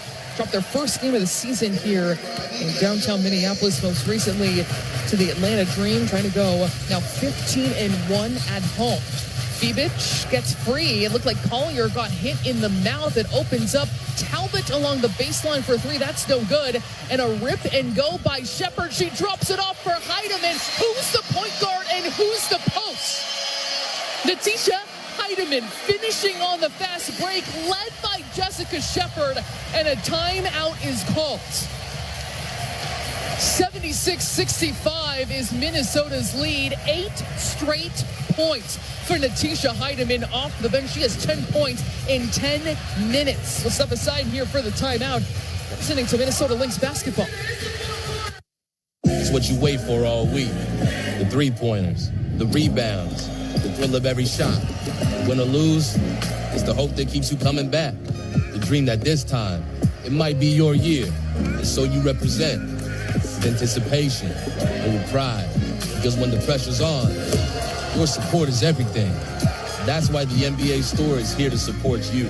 Check out the largest selection of official NBA gear at NBAstore.com. A Fanatics experience. At Target, we're home court advantage for the hometown sports fans. And with the Timberwolves season in full gear, we're here to help you gear up and make your game day prep a slam dunk. Hear that? That's what you call a buzzer-beating three-pointer for the win. Time to dish up your famous nachos or put a full-court press on some jalapeno poppers. Then serve up some sweet desserts to celebrate the W. However you do game day, we're here for it at Target and Target.com.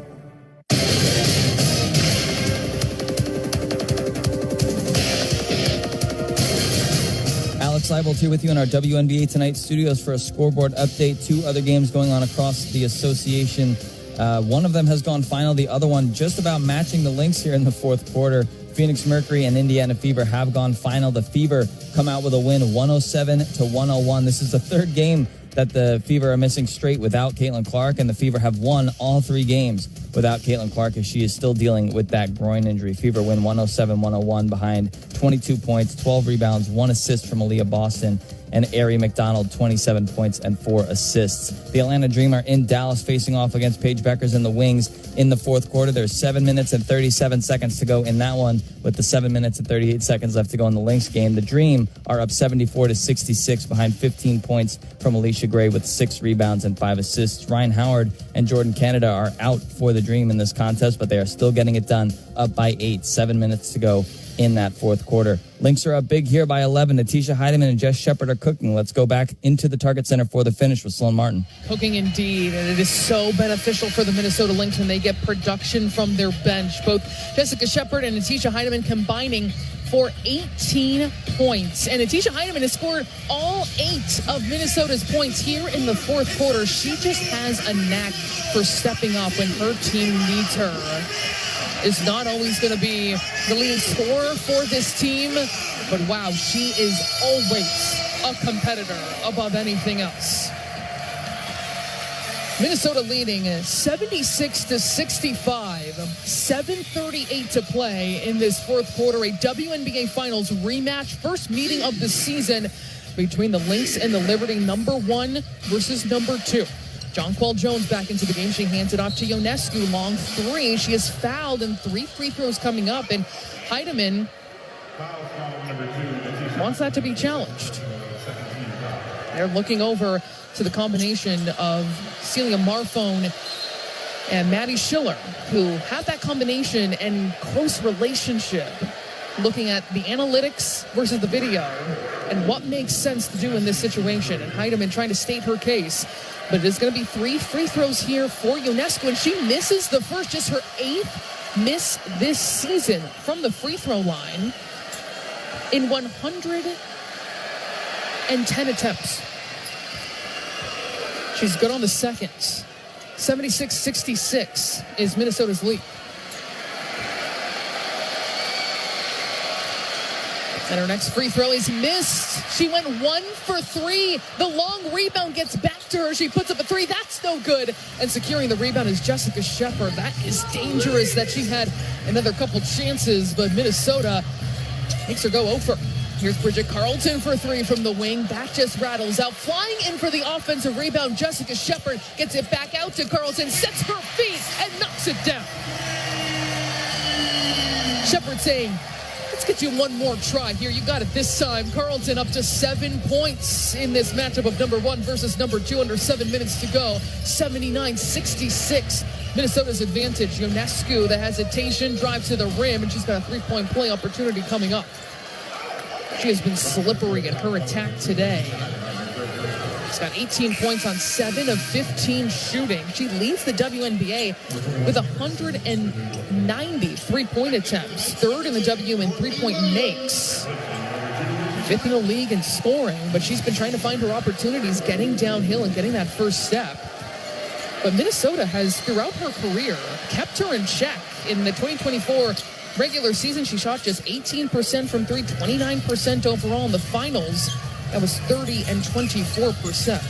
Ionescu completes the 3-point play. She's got 19 points. The leading scorer in this game is Nafisa Collier's 22. 79-69, Minnesota's lead. Carlton takes the ball from Collier, gets into the paint, leaves it off for Williams. Williams guarded by Harrison, looking for a mismatch, and she turns it over. Just her first turnover of this game. She's tied her season high with 10 assists. Deep post up for Harrison. Can't take advantage. She had Courtney Williams on her back, and she misses at the rim. Courtney Williams, cold shooting today, 1 for 12, but she has made an impact in countless ways, including defensively. Here she gets into the paint, long 2 on the way, and good for Napheesa Collier. She's got 24 points, 9 of 14 shooting, and 9 rebounds, looking for her 6th double-double this season and first since June. An offensive foul is going to go on the Liberty.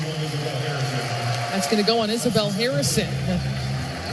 And Minnesota back with the basketball, taking it out from three-quarter court, 81-69, 5:56 on the clock. Minnesota has played incredibly poised basketball, keeping this shorthanded Liberty team away from any threatening. Carlton along the three-point line finds Collier, guarded by Jonquel Jones, picks up her dribble. Courtney Williams off another curl. Here is Carlton, deep corner 3. Yes! Bridget Carlton's got 3 triples today and is the 4th Lynx player in double figures as a timeout is called.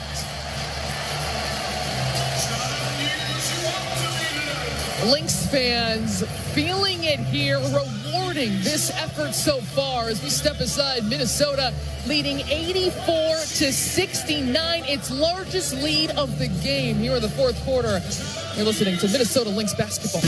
The free iHeartRadio app is #1 for music, radio, and podcasts, all in one. Discover a new podcast from our library of over 350,000 titles. Here's an iHeartRadio podcast preview. I'm Mark Murphy. I'm a chef, restaurateur, and all-around curious guy with a true interest in all things food. I've been cooking for over 30 years. I've worked in and owned a number of restaurants, but my experience as a judge on Food Network's Chopped for the past 10 years has really piqued my curiosity in the food culture.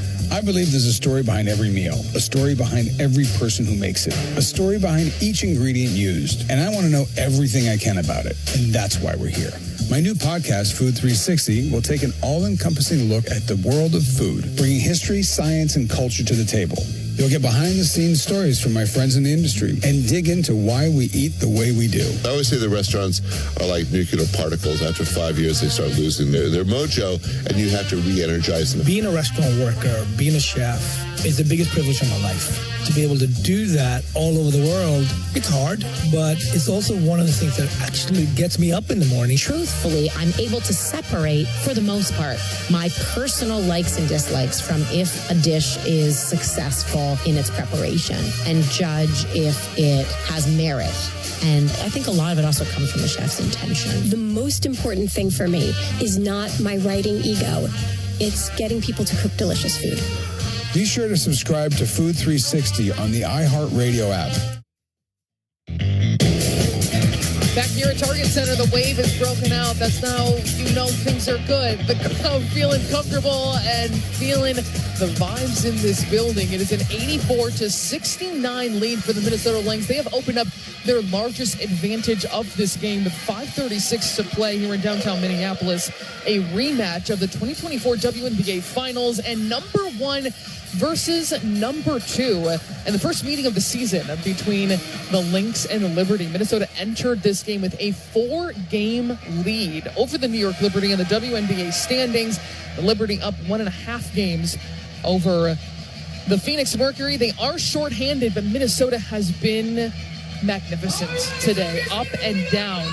There are 5 players in double figures, including Natisha Heidemann off the bench, and Napheesa Collier with 24 points, her 18th 20-point game of the season. Leading the WNBA in scoring as well. She's got 9 rebounds on 9 of 14 shooting. It is Liberty basketball out of the timeouts, trying to avoid their 3rd straight loss for the first time since 2022.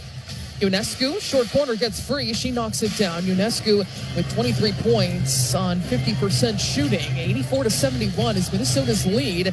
Looking to get across the finish line here at home, and move back to 15-1 here at Target Center. Napheesa Collier fakes the handoff, drives against Jonquel Jones, and muscles it up and in on the reverse. Her crafting is her IQ on display against one of the best rim protectors in the WNBA in Jones. Under 5 minutes to go, Ionescu being shadowed by Carlton. She's still able to put up a three. That just rims out, off balance, and well contested by Minnesota's defense. The rebound comes to Courtney Williams, who has a new season high of 12 assists to 1 turnover. And an offensive foul is going to go on Napheesa Collier, trying to set a screen. By the way, Courtney Williams' career high in assists is 13, and she is at 12 right now. 4:40 to play. It is New York Liberty basketball. Jones trying to post up against Collier. Instead, they pass it around the perimeter. UNESCO trying to get free against McBride. The ball goes inside to Jones, and she has the angle to guide that up and in. 86-73. Minnesota still on top. They've led by as many as 15 points.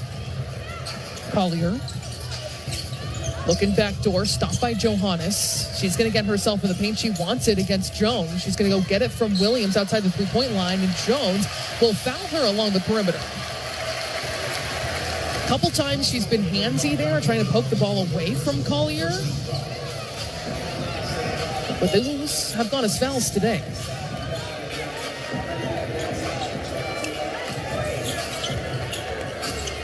(86-73) is Minnesota's lead. Kayla McBride drains it from the mid-range. She's good for 2. She's got 18 points on 50% shooting.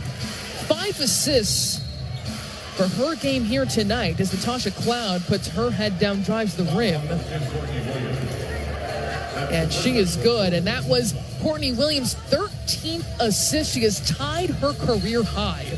What an interesting game this is for Courtney Williams, who has 4 points on 1 of 12 shooting, but 7 rebounds, 13 assists, which just tied her career high, and just 1 turnover. There she picks up her first foul of the game, by the way, too. But it's been truly something to see her not hang her head, but try to affect the game in every single way possible, and she has done that. A block and a steal to go along with her stat line. Here she tries to get it over half court. Will hand it off to Collier. Now she finally crosses over. Carlton picks up her dribble against Johannes. Jessica Shepard getting some key minutes here in the fourth quarter. Alana Smith not on the floor with the rest of the starters. Collier gets herself into some trouble, floats it up, and she is fouled. It looked like she was being draped by Jonquel Jones and Isabel Harrison, who are 6'6" and 6'4" respectively. She somehow is able to slither her way free, throw it up, and get 2 free throws out of it. But Napheesa Collier, this can never be mundane, what she is doing night in and night out. Let's look at this. 26 points, 10 for 15 shooting, 9 rebounds, 3 blocks. And when you look at what she did against Atlanta with her 4th 30-point game of the season, was 14 of 18. 8 rebounds, 7 assists, 4 steals, 2 blocks. It's just madness every night. Collier, good on the second. For the free throw line today is 5 for 8. She's got 27 points. Can she make it back-to-back 30-point games for the WNBA's leading scorer and leading MVP candidate? Slicing her way inside, Isabel Harrison finishes at the rim. She's been tremendous today. 13 points on 6 of 9 shooting. Coming off the bench after she started against Dallas. Minnesota leads by 12, approaching the 3-minute mark. Still keeping their foot on the gas against the defending champions. McBride for 3 from the wing. Pans it. That is 5 triples tonight for Kayla McBride, and she's got 21. Jonquel Jones has time along the baseline. She will drain the 3.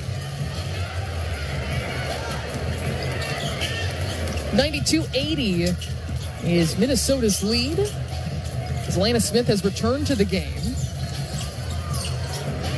By the way, for Kayla McBride, this is her 5th 20-point game this season. 3 on the way is no good for Minnesota.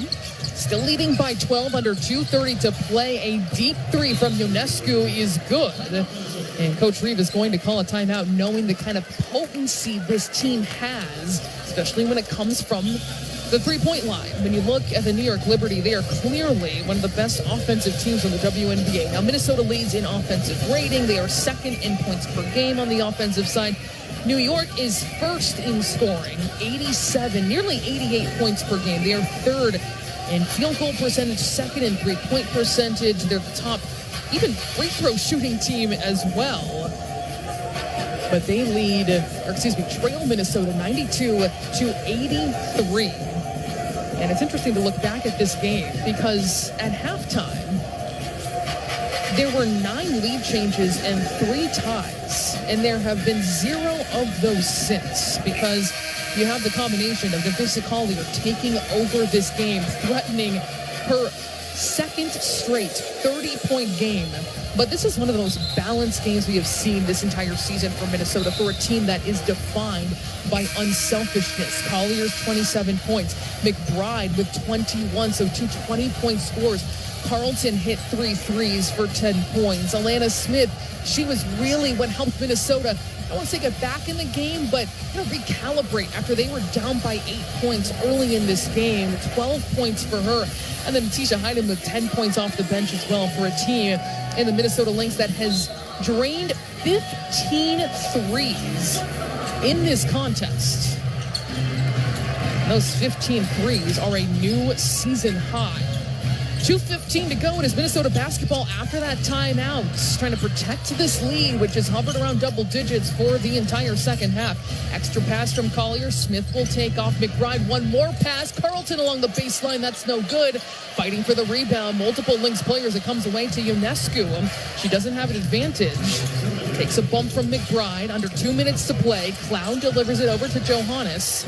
Johannes, the step-back 3 is good. That was a tough, well-defended shot, and Johannes gets the fall. 1:40 to go. Minnesota leading 92-86. Collier cuts to the rim. Ball in the hands of Carlton. She'll put up a 3. That's no good. Collier kicks it out. A big offensive rebound. Time on the side of the Minnesota Lynx. Now 10 to shoot for Courtney Williams. A well-contested long-range 2 is no good. And the New York Liberty have played themselves back into this game in a hurry. Ionescu almost loses the basketball. Johannes get it back to Ionescu, guarded by Collier, trying to get free. The hesitation, the head fake, moving every which direction. Isabel Harrison one-on-one with the point guard, Courtney Williams. She is good. This is a 3-point game. Lynx fans getting on their feet, but some incredulity at how quickly this lead has shrunk. Under a minute to play, Collier darts to the rim, a hard take, a 3-point play coming up.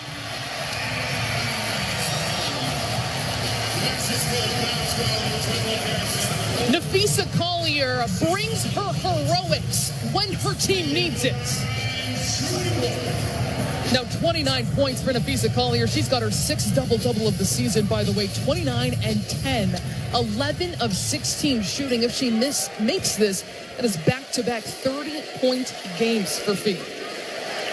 And that would be just the 2nd time in her career. She is good. That is 30 points for Fee. Authoring an MVP season for the 2nd time in her career, has put up consecutive 30-point games. And this time, does it against the number 2 team in the WNBA as a timeout is called. 50.1 seconds left. You cannot overstate the significance of what Napheesa Collier just did. The New York Liberty erased a double-digit lead. Pretty astoundingly. You look at the threes by Ionescu and Johannes silencing this crowd. And then Napheesa Collier put this team on her back. There have been a couple times this season where Coach Reeve had to say, we had to have that conversation again, where I have to remind Napheesa Collier, who's the best player on this team, and that you need to take this shot. You need to step up in this moment. And Collier has joked about it with media afterwards, saying, message delivered. But this time, that's exactly what she did. A 3-point game. That lead nearly evaporated and earns a 3-point play. Absolutely absurd what she does every game. 95-88 is Minnesota's advantage with 50.1 seconds left. Still have to be aware of how good New York is from the three-point line. Sideline out of bounds coming up for Natasha Cloud. Off balance, no good from Johannes. She at the side of the backboard. Courtney Williams is fouled as she secures the rebounds. She was kind of holding on to it there. That's going to go on Cloud. 45.2 seconds left. And now free throws coming up here for Courtney Williams. So it looked like she was just holding on to the basketball, maybe because there was a lot of chaos around her. She didn't want to try and find where Napheesa Collier or Kayla McBride is, because those are normally the clutch free throw shooters of anybody. But Williams steps up, drains the first, and credit to her for a 1 for 13 night. To also want the ball in this situation. 2 for 2 goes Courtney Williams, and she's got 7 points for the Lynx. Tied her career high with 13 assists, has 8 rebounds as well. And New York is going to use a reset timeout, advancing the basketball into the front court without a huddle. 97-88 is Minnesota's lead, facing the top offense by points per game in the WNBA. We'll get it into Jones outside the three-point line, facing a lot of congestion. She'll hand it off to Ionescu, who banks in a 3 from the wing. It just won't go away. Ionescu, we know how prolific she is as a three-point shooter, 2-time three-point shooting champion at the WNBA All-Star Game, including most recently in 2025, and a record-breaking performance, 37 points out of 40 in 2023. So Stephanie Talbot is coming into the game. Defense for offense with Johannes going to the bench. 40.1 seconds left, a 2-possession game, 97-91. Carlton gets it into McBride. Still no foul, and finally it is delivered by Talbot. And now free throws coming up here for Kayla McBride. McBride with 21 points today, 5 threes, and 5 assists as well. And McBride this season as automatic as they come. First free throws in this game, she's good. She is now, for the season, 57-4-60. 38 seconds on the clock. It is 98-91 Minnesota Lynx. Second free throw here for McBride, who takes a big, deep breath, shoulders raised. He's going to miss the second, but an offensive rebound almost corralled by Smith. Instead, it comes away to Natasha Cloud. She darts down the floor, gets past Courtney Williams. She misses at the rim. Williams let her go, didn't want to foul or allow a three-point play, and Minnesota has the basketball. Kayla McBride is fouled, getting it into the front court. The shot clock is off. 21.2 seconds left. Fans starting to celebrate here. 98-91 is Minnesota's advantage right now as McBride steps back up to the free throw line. One dribble, a spin, and the first is good. McBride, 23 points. Season high, 29. And she's good on the second. 24 points for Kayla McBride. The shot clock is off. The New York Liberty with the basketball. Ionescu accelerates into the paint, and she will be shooting 2. Able to get just a step ahead of Alana Smith, but fortunately no three-point play opportunity there for Ionescu. 100-91 is Minnesota's lead. Ionescu has 2 free throws coming up here. And she's good on the first. Now 30 points for Ionescu. Let's go along with 5 rebounds, 4 assists as well.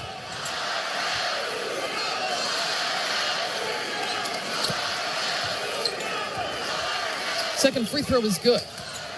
15.4 seconds left. No foul coming. And the Minnesota Lynx in this 2024 WNBA Finals rematch, round 1, comes out on top against the New York Liberty. The final 100-93 in front of fired up fans. Excited to see this matchup in front of them once more. What a win for the Minnesota Lynx. 100-93, and they were able to weather a cyclone of a comeback by the New York Liberty and 31 points by Sabrina Ionescu. But they respond and showed their composure, something that Coach Reeve has talked about being so intrinsic to this team. The way that they're able to respond in tense moments. As well, step aside for a moment to allow our stations to identify themselves. Hear every Minnesota Timberwolves game this season on the all-new Timberwolves channel, here on the iHeartRadio app. And Coach Reeve talked about that very thing, the resilience of this team before today's game. We are more experienced in being together, right? And more experienced of being in the space of being in the finals and being a contender and being, in position to win a championship. And so when you come into the season, that felt different, right? So I think our lived experiences together has made us more mature overall. Of course, they know each other well. They knew each other well last year. We had a great vibe. The lived experiences now when things happen in games, it's not kind of the first time they're happening. And so, when you have that is an advantage. Especially as you look at how the league has changed and so many new teams and new coaches, et cetera. New York, us, and I think who else had some continuity, but I think it's been an advantage. And, we keep growing. We certainly, hope that there's more for us to, evolve into, but I'd say that's probably the biggest thing. We just saw that on display here today in a really strong win for the Minnesota Lynx, who improved to 23-5 this season and 15-1 here at Target Center. Slide underway with this 7-point win. We'll break this all down once we get to our post-game show, but Napheesa Collier, a tremendous game. 30 points, 11 for 16 shooting, 9 rebounds. Actually, earlier she was credited with 10. Maybe we took one away, so she is going to be shy of her 6th double-double this season, but again has come very close. Caitlin McBride with 24 points and an all-around fantastic victory for the Lynx. There's still going to be 3 more matchups with this Liberty team, but still one to be really proud of. It looks like here we're going to be joined in just a moment by Caitlin McBride. 100-93 is the final. Kayla McBride, congratulations on this one. This was so fun to watch. First, I have to ask you, did this feel like an enhanced environment? It felt like the fans were bringing that intensity. I know it's just game 1 of 4 games against this team, but did you feel like even the level of play was elevated? No, for sure. And I mean, I think they feel it too. Last time we were here playing New York, it was game 4 of the finals. And so, of course, they were ready for us to be back and competing at a high level, and I was really proud of how we bounced back. I mean, it's not easy to come off your first home loss and then have to see New York coming off a loss of their own and have to, show up. So I was really proud of our resilience. It wasn't easy. It's the first time we've seen this team all season, with Cloud and a bunch of their new players, but I thought we were great, and obviously kudos to our fans, too. They always carry us through. There were 9 lead changes in that first half, 0 in the second half. Even with that late storm that they tried to bring, how were you able to keep them at arm's length throughout the second half? It's always about our defense and, just keeping the one shot. I thought Land and Fee, Jess, they were great on the boards, just being active in there, getting hands on. They were playing a little bit small, obviously, without Stewie, so we wanted to take advantage, and I thought our bigs did a great job. We were able to get out in transition, and that's where you saw us kind of get some separation. Let's talk about Land, who started 5 for 5 in this game, and it just felt like she lit a fire, especially guarding Jonquel Jones too, when things were going back and forth in that first half, and how she really propelled you guys. Yeah, I mean, Land does so many things that don't show up on the stat sheet, and it's just her activity, her willingness to put her body on the line each and every game for us. It doesn't matter who we throw at her. It could be BG. Tonight it was JJ. She guards some of the best bigs in this league, and she handles it very, very well. So we wouldn't be, 23-5 without her. And this doesn't work without her, especially on the defensive end. So shout out Land. It was nice. I know she's been hard on herself too. She wants to be great for us. She wants to make every shot and all those things. So it was nice to see her season go down early for us today. Mac, you with 24 points today. A very balanced scoring effort, 5 in double figures. You have 5 triples. What did you feel like was working for you tonight? Because you also had a tough defensive assignment as always. Yeah, always. But, I just want to continue to show up and be myself. I actually watched our last series against New York this past week. It was a rough game for me against Atlanta. I didn't feel like myself. I was a little fatigued.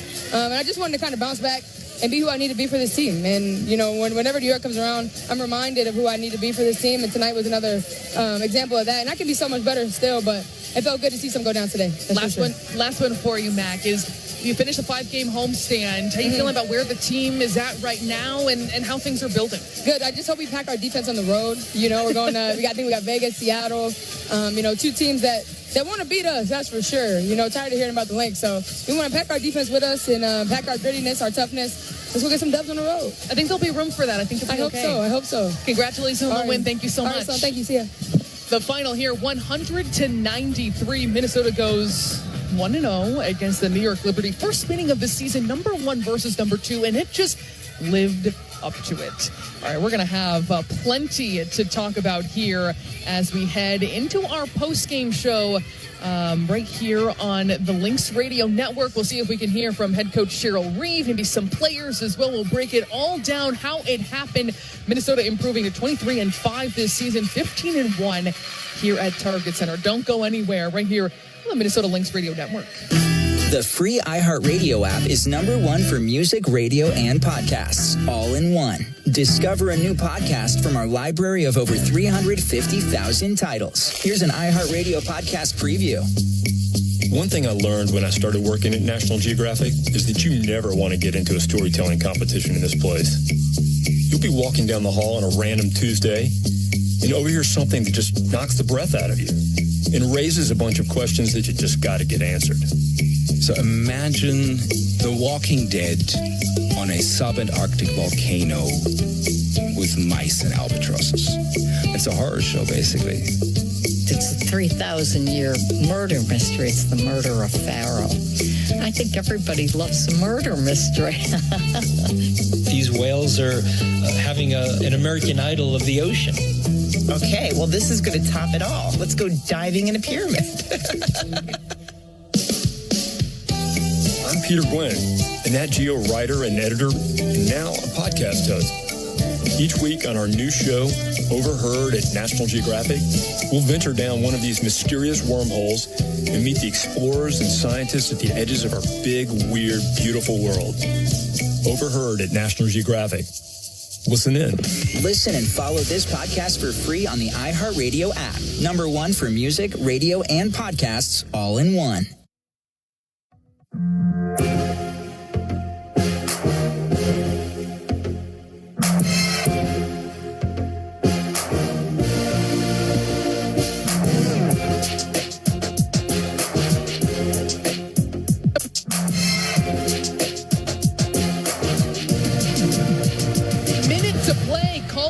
Darts to the rim, a hard take, a 3-point play coming up.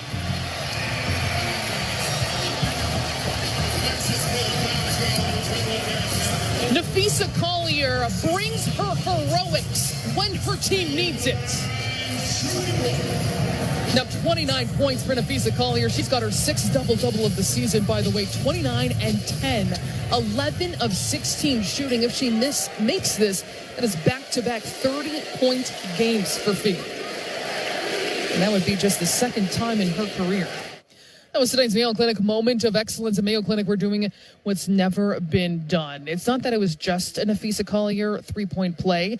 It was that the New York Liberty, who in the 4th quarter trailed by as many as 15 points, got within 3 late in this game in the last couple of minutes. And Napheesa Collier came down the floor, put her head down, and attacked and got exactly what her team needed. Just one of those games for Napheesa Collier. I think this is one of her best games this season as she gets her now 5th 30-point game this season. She leads the WNBA in scoring. She is 9th in rebounds entering tonight, 5th in steals, 4th in blocks. But it is those moments against the number 2 team in the WNBA that uplifts her team, that sets the standard for what she is trying to build and what she is putting together this season. Sloan Martin back with you here at Target Center for our post-game show here on the Lynx Radio Network. Let's talk about how this one went down. Minnesota with a 7-point victory. 100-93. There were 63 points scored in that fourth quarter, by the way, but we'll get there in a moment. Looking at the first quarter, it was very back and forth for the first half to start this game. Even the New York Liberty are quite shorthanded. They don't have the two-time MVP in Breanna Stewart. Niara Sabally, who's brings a ton of size off the bench, and then Kennedy Burke, who along with Letitia Heidemann, I think it's 1 and 2 when it comes to Sixth Player of the Year in the WNBA between those two players. That's where the conversation maybe starts and ends, at least for me, when we're looking ahead to those postseason awards. After the first quarter, we were tied up at 21. The Liberty opened up an 8-point lead. Minnesota led when it was 3-2. Still couldn't get that lead right back, but they closed that quarter on a 13-5 run. After the first frame, 7 points by Alana Smith, and you heard me ask Kayla McBride about her impact, and it just felt like she lit a fire under this team when things were very back and forth to start this game. Alana Smith was 3 for 3 in that first frame. Jessica Shepard was 6 points off the bench in that first quarter, 2 on 3 of 4 shooting. That's something Coach Reeve has talked frequently about to the media, about how Jessica Shepard isn't just happy to be in the game. She wants to make an impact as immediately as possible. You sense that urgency that she plays with, and that was a great example, really getting up for a big opponent in this matchup of number 1 versus number 2. In the second quarter, Minnesota came out of the gate incredibly well. There still were 7 lead changes in this quarter alone, but the Lynx were able to get their first lead since the very first minute or so of this game and build it into a 9-point advantage. They outscored the Liberty in the second quarter, 27-18, shooting 59% from the floor, especially getting contributions from Nafisa Collier. She scored 13 points, 5 of 5 shooting in that second quarter alone with 2 block shots. Her impact, you can't overstate it, on both sides of the floor, night in, night out, and especially looking at tonight. So at halftime, Minnesota led 51-42. Again, there were 9 lead changes, 3 ties. Minnesota dominated. Really, when it came to second chance points, they had 11 second chance points. Liberty had just 1. Nafisa Collier scored the final 11 points of that half to get Minnesota that lead. And New York, who had started this game 8 for 10 shooting, finished 10 for 25 by the halftime break. So we head to the second half, and looking at the third quarter, both teams' scoring was down. Minnesota shot just 30%. The Liberty outscored the Lynx in that quarter 20-17, but Minnesota built its lead up to 13, did not relinquish it. Kayla McBride, who we spoke to here in our postgame show, had 8 points in that quarter, 2 for 3 from long range. And then going into the fourth quarter, it was 32-31, Minnesota outscoring the New York Liberty. Both teams shot over 55% in that frame, and we saw contributions up and down. Specifically have to shout out Letitia Heidemann, who had 8 points on 3 of 4 shooting, 2 threes in that fourth quarter alone, and she scored the first 8 points of that fourth quarter. It was an incredible jolt of energy off the bench for the Minnesota Lynx. Nafisa Collier would score 8 points in that quarter. Kayla McBride would as well, and does what she always does, which is step to the free throw line and hit clutch threes. And Minnesota, again, had that 15-point lead, whittled all the way down to 3 points against this New York Liberty team. And it was quite a surprise to see that happen because Minnesota had really been hovering around a double-digit advantage for much of this game. But the New York Liberty were able to get closer and closer to this Lynx team. It became just a couple possessions between these two teams before Minnesota was able to hold on 100-93. Minnesota has 20 second chance points in this game, knocks down by far a season high 15 threes on 31 attempts. Kayla McBride had 5 of those. Bridget Carlton had 3. Collier, Smith, and Letitia Heidemann each had 2 apiece. Just 11 turnovers in this game for the Minnesota Lynx. They cut that down from earlier in this contest. Nafisa Collier, second time in her career, back-to-back 30-point games. She's the WNBA's leading scorer, her 5th 30-point game this season, 11 of 16 shooting, had 9 rebounds, 3 blocks, and a steal in there as well. Kayla McBride, 24 points, 5 triples, 5 assists. Jessica Shepard had 8 points off the bench. Natisha Heidemann, 10 points off the bench. Carlton with 10, and Alana Smith with 12 points as well, with 3 assists and 3 blocks herself. So Collier and Smith combined for 6 blocks. Minnesota leads the WNBA in blocks per game. They were making their rim protection felt in this one. And the final 100-93. Quickly about the New York Liberty, who shot 49% for this game, led by Sabrina Ionescu's 31 points on 11 for 20 shooting. She also had 5 rebounds and 4 assists as well. One more thing I want to point out with the Lynx, too, is Courtney Williams, who scored 6 points on this game on 1 of 13 shooting, but she did practically everything else. She tied her career high with 13 assists, had just 1 turnover, and had 9 rebounds. She almost had a point assist double-double in this game. She brought incredible defense at times, had a steal and a block at really key moments, and it just seemed like she knew things were not falling for her, but she tried to make an impact in every other way that she knew how, and she was playing really strong basketball for the Minnesota Lynx. 100-93 is the final. Minnesota improves to 23-5 this season, 15-1 here at Target Center. All right, my partner Alex Leibold and I are going to be back to wrap things up when we return here from Target Center on the Minnesota Lynx Radio Network. Bring the fun to family time with a visit to Treasure Island Resort and Casino. Start by making a splash and memories at the lagoon. Our indoor water park includes a lazy river, an activity pool, and more exciting features. Then hit the lanes at Island Extreme Bowl for some family-friendly competition before you head to our luxurious hotel for a relaxing night away. Book your stay now at ticasino.com. Treasure Island Resort and Casino. Destination fun. It's what you wait for all week. The 3-pointers, the rebounds, the thrill of every shot. Win or lose, it's the hope that keeps you coming back. The dream that this time, it might be your year. And so you represent with anticipation and with pride. Because when the pressure's on, your support is everything. That's why the NBA store is here to support you. Check out the largest selection of official NBA gear at NBAstore.com. A Fanatics experience.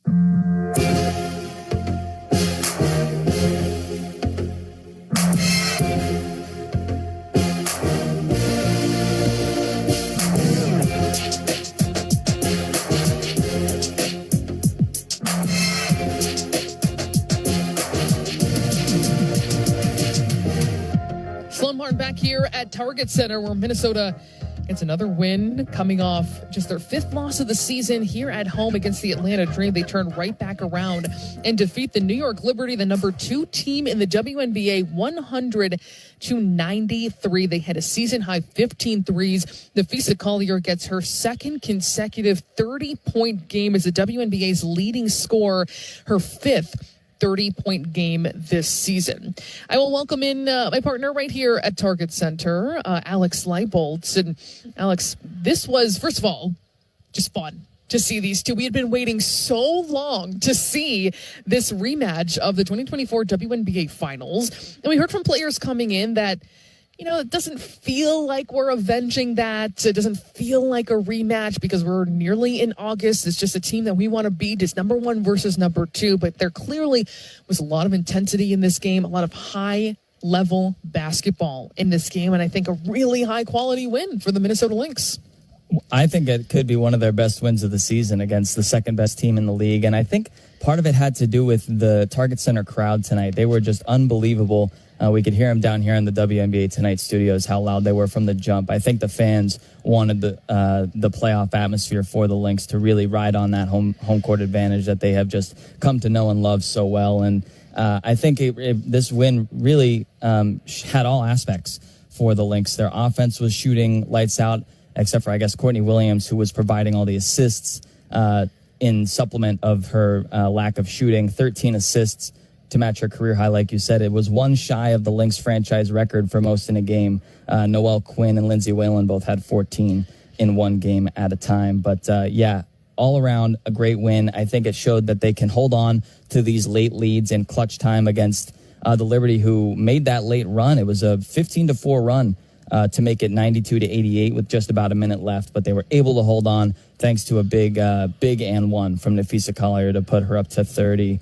And Napheesa Collier, like you said, her fifth 30-point game that matches A'ja Wilson for the most in this season 30-point games, and it's her 13th 25-point game, which is almost doubling A'ja Wilson's 7, who is in second place.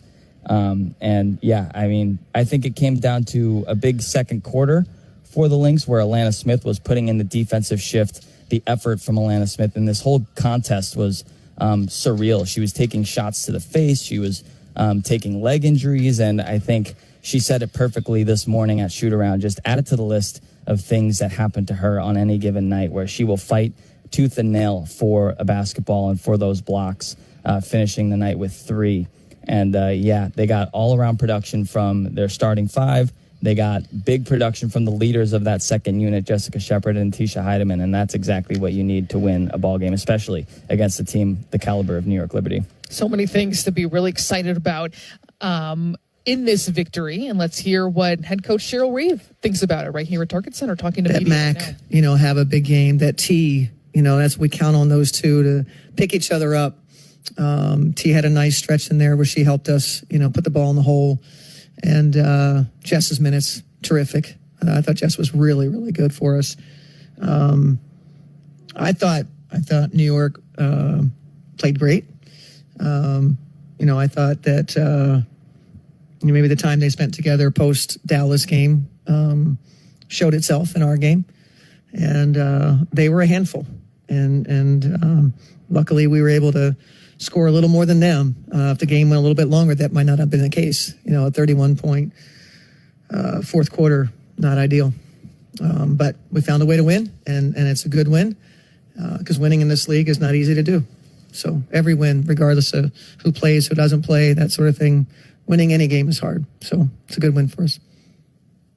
Cheryl, you were able to get Fee involved pretty early on and then consistently through the game. How much of a point of emphasis was that over the last couple of days after not doing it the game before? Yeah, well said. That was something that was shared. It was something that we as a staff talked about, making sure that as much as we can put, some control on it, if we have the opportunity to make sure that that's, communicated to the group. And, Fee was, obviously getting to really good spots, and we were mindful of where she was, which is what it should be. Was there any sense among the group, I know you've waited a long time to play this team, was there any sense among this group that this was maybe a little bit more than just a normal game? I don't think it could be anything other than two teams that met in the finals and you're playing for the first time. So exactly what you'd expect. Again, regardless of who was playing for them, regardless of how far into the season it was. The last time we saw each other was they were, in confetti, and we were not. So, I think that's natural. That's human nature there. Coach, Jonquel had a stretch of over 20-some minutes between points tonight. Was defended by Lan a bunch. Fee got in there, Jess as well. Just how you assess the defensive performance, just like of your post players in that spot. Lan was great. Lan, I think just takes pride. We always talk about how competitive she is, and she takes pride in her one-on-one matchup. Obviously, JJ's difficult to play against, and Lan was just really attentive to maybe the spot she'd like to get to, and how she was going to, counter that. And her defense was exceptional. I think she had 7 deflections on the game, 3 blocks. Lan was really valuable. And she's been great on the defensive side of the floor since she got here. Have you seen her defense even grow from where it was, great last year to even another level this season? Probably. Yeah. Her shot blocking, I think, is going to another level. And we just count so heavily on her ability to play pick and roll defense, take a matchup like a JJ, play one-on-one. Look at who we have on most nights who she's guarding, that she's giving up oftentimes inches and girth. And, she never complains. And I've said this before, it's because she likes Fee so much. If she didn't like Fee, I think we probably would hear more about it, because that's a big time sacrifice for her. And, she embraces it, and all the different types of matchups, the things that we're asking her to do. She never gives in. If it doesn't work, if it didn't go well, she's finding these spaces where she recovers more quickly instead of getting frustrated. And, give her a tip or two, try this instead. So I do think, I think about, she was good last year. Clearly one of the best defensive players in the league. So an all defensive nod would obviously, be end of season award for her. So we count on her heavily. I think back to last season where Courtney Williams, her clutch time free throws were kind of a on and off topic throughout the middle and later part of the season. And, tonight she goes, missed quite a few shots and then steps to the line really with kind of the game on the line after that rebound. What does it say about Courtney's development just over the last year to where now she is hitting those clutch free throws? Yeah, I just think there's a mental focus.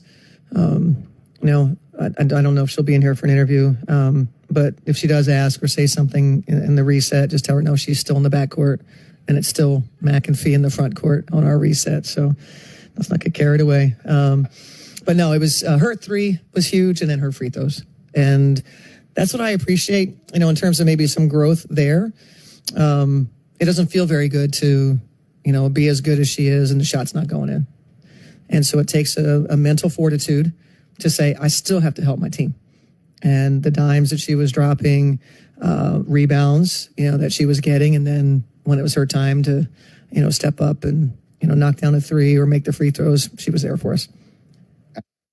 Cheryl Reeve talking to media here at Target Center about the first meeting of 4 this season between the two teams that met in the WNBA Finals last season, with New York winning its first WNBA championship in franchise history. The final here today, though, 100-93. Sloan Martin, Alex Leipold here to wrap things up. But one other thought, Alex, before we look ahead here a little bit, is just from Coach Reeves saying it's human nature to look at this matchup in a different way, because the last time we met, she said, they were in confetti and we were not.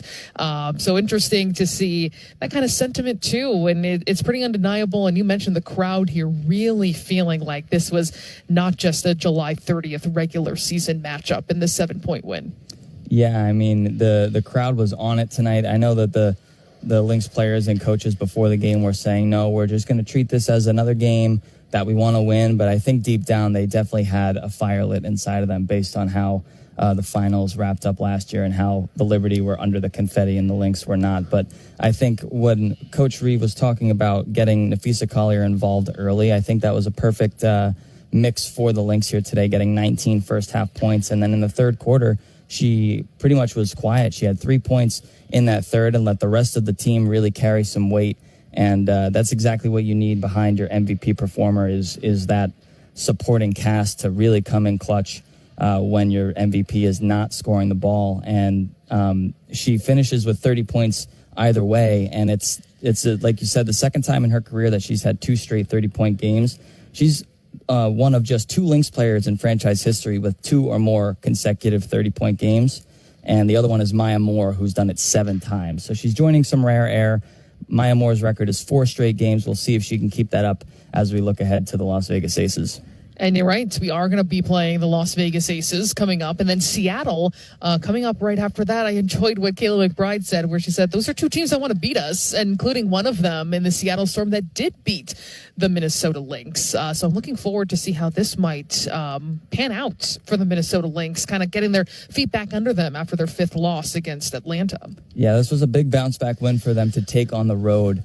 And starting off with the Aces, I'm sure they're going to want to come out with a win on their home floor after the Lynx beat them the first 2 matchups in this season, both of those happening at the Target Center. So the Aces will get to show Minnesota what it's like to play in the Sin City. And they're still led by Asia Wilson, who is the second leading scorer in the W, averaging 22 points a game. She's second in rebounds. We've seen her play in that one contest just a couple weeks ago here at the Target Center, where they actually held her to just 15 points and 7 rebounds.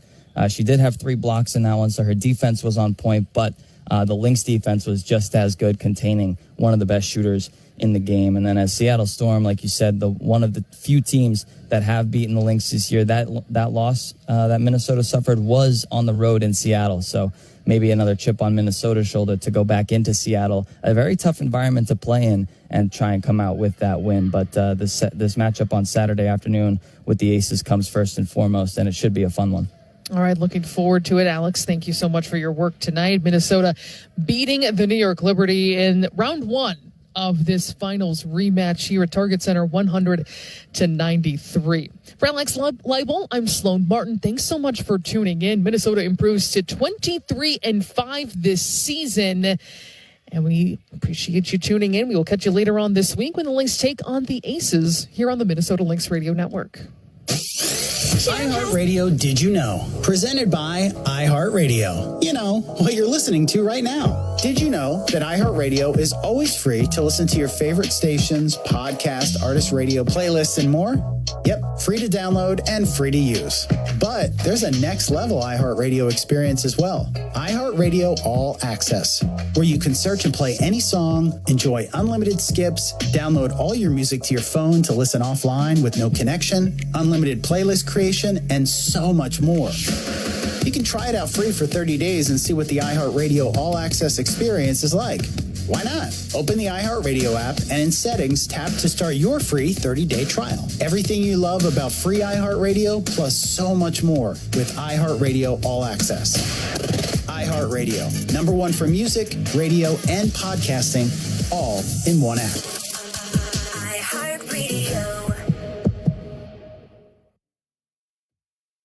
Been listening to Lynx Basketball, brought to you by U.S. Bank, an official partner of the Minnesota Lynx, equal housing lender, member FDIC, and by Mayo Clinic. You know where to go.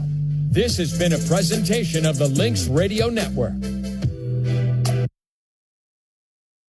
Song, and it's still going. Like it shows no sign of any. We're still going to get this Best of Ozzy. This shows you the type of impact that he had, not just on Gen Xers who grew up like you and I did on Ozzy, not just the millennials that saw him on the Osbournes, or people that discovered him later on in life, all his commercials that he would have on, but just overall, just so many people from so many different walks of life and the impact that Ozzy Osbourne had on them. I mean, here we are a week later, and it's still Ozzy tributes and everything with Ozzy, and I'm just blown away by it that it's a full week, and this is really just an incredible thing, and I'm enjoying talking about Ozzy with all my friends and with my daughter, and I'm sure you are with your kids too, and just different conversations about it, and people that don't know anything going, tell me about Ozzy and his career and stuff. Well, sit down and have a glass of lemonade with your 50-year-old Uncle Jason, and I'll tell you exactly where I was the first time I heard Bark at the Moon. It very rarely do we get something like this, and it's been a full week plus of mourning and remembering Ozzy Osbourne. And again, I'm blown away by that. Well, you talk about going to Detroit. Obviously, you've got the Detroit Rock City song, but everything that spawned out of Ozzy Osbourne and Black Sabbath. Right. So over the course of his life, I don't know how deep you go into the reservoir, but certainly for me, I mean, there's plenty of covers.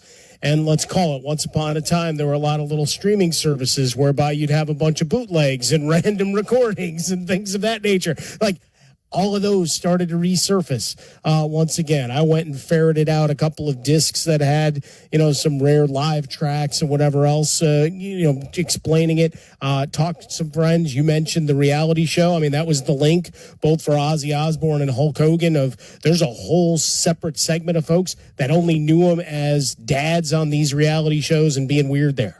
Right. So all of that, kind of comes to a hilt. You're gone. And yesterday I'm blubbering like an idiot because we find out Ryan Sandberg died right before the show started. And as much as I hated the Cubs, he was Chicago baseball in my youth. So just convergence of events. But with Ozzy Osbourne, I mean, you're talking about a global icon that begat, it's like reading the early parts of a Bible. And this guy begat that guy, begat that guy, begat that guy. That bass player left and went and worked over there. So you got the Ozzy family tree coming together. You saw part of it during the, 10 and a half hours of that concert a few weeks back. You know what was interesting is Ozzy died the same number of days after his last show as Lemmy Kilmister did of Motorhead. Yeah. Kind of an odd little convergence there of two rock legends. But all of that to say, right, it just keeps spinning off, and you're hearing all these tales of what a jokester he was, what a pain in the ass, and people have their opinions of Sharon Osbourne. Man, you watched her today and your heart broke for her because you know she's been through hell and back, probably caused some hell and back for other people along the way. But, you know, you see how broken the family was, and people of Birmingham turned out, and all across the world, I mean, people streamed 5 minutes, 10 minutes, an hour of that procession, including that band playing Paranoid, I mean, and Iron Man and everything. Come on, how great was that? I'll tell you, I really, seeing today and the funeral and just getting a car, turning on that. Again, you're not going to go more than 10 minutes without hearing a Black Sabbath or an Ozzy. Like, there are pop stations that are playing Crazy Train. Like, okay, there's remixes that hit the charts, right? That they can go delve into. Close My Eyes Forever. You can go put that on the country station. Like, there's lots you can do. We're giving away Katy Perry tickets coming up next hour, but hey, right here, Ozzy Osbourne, Crazy Train, back in 19... It's like, what the hell is happening? I mean, it's so awesome that they're celebrating his life. Like, I mean it. You think about impact people have. I'm trying to remember the last time somebody had this kind of impact musically on. And there's people, look, we lose important people all the time, but just seeing this outpouring of love and remembrance for the last 10 days now, this is so special, man. It's amazing stuff. I'm hopeful to get 10 minutes from one or two people. That's where I'm at in my existence. I'm not getting the global send-off, but damn it, one or two people will be affected. That I can hope. Hey, I knew Mike Harmon. He's an okay guy. He wore purple shorts all the time, and he really knew how to make a pork shoulder.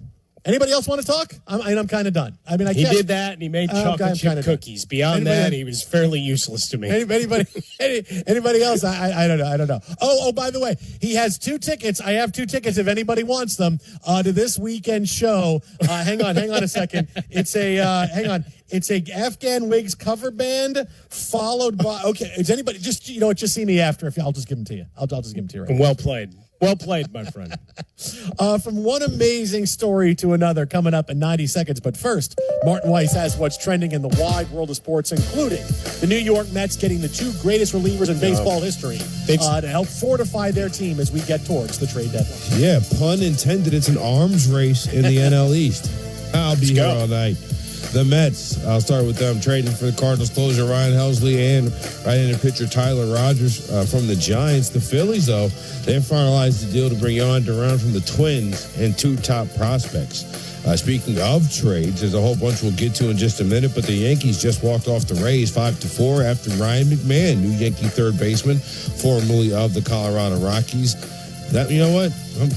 That's new for him, winning, seeing as he was a Rocky. Sure. They walk off the Rays at 5-4 and 11. I don't know. What do we do after a win? I don't know. I don't know. What is there anything different we do? Because I don't know anything about that. Exactly. It's all news to him. The Marlins beat the Cardinals 2-0. The Reds beat the Dodgers 5-2. Shohei Ohtani threw 6 straight balls in the 4th inning. 2 of them wild pitches. None of them were particularly close to the plate. He then left his pitching start after that. Dave Roberts and the trainer came out to talk to him. He stayed in the game as the DH. Reports after the game said he suffered from cramps.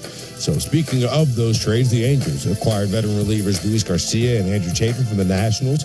The Reds acquiring Gold Glove third baseman Brian Hayes from the Pirates. Yankees traded for White Sox outfielder Austin Slater, and the Mariners traded for left-handed reliever Caleb Ferguson. WNBA news, the Fever beat the Mercury 107-101. Alyssa Thomas with 32 points and 15 rebounds. Ari McDonald led Indiana in scoring with 27. The Dream beat the Wings 88-85. Naz Hillman with 21 off the bench, and Paige Beckers had 21, 7 assists in the loss.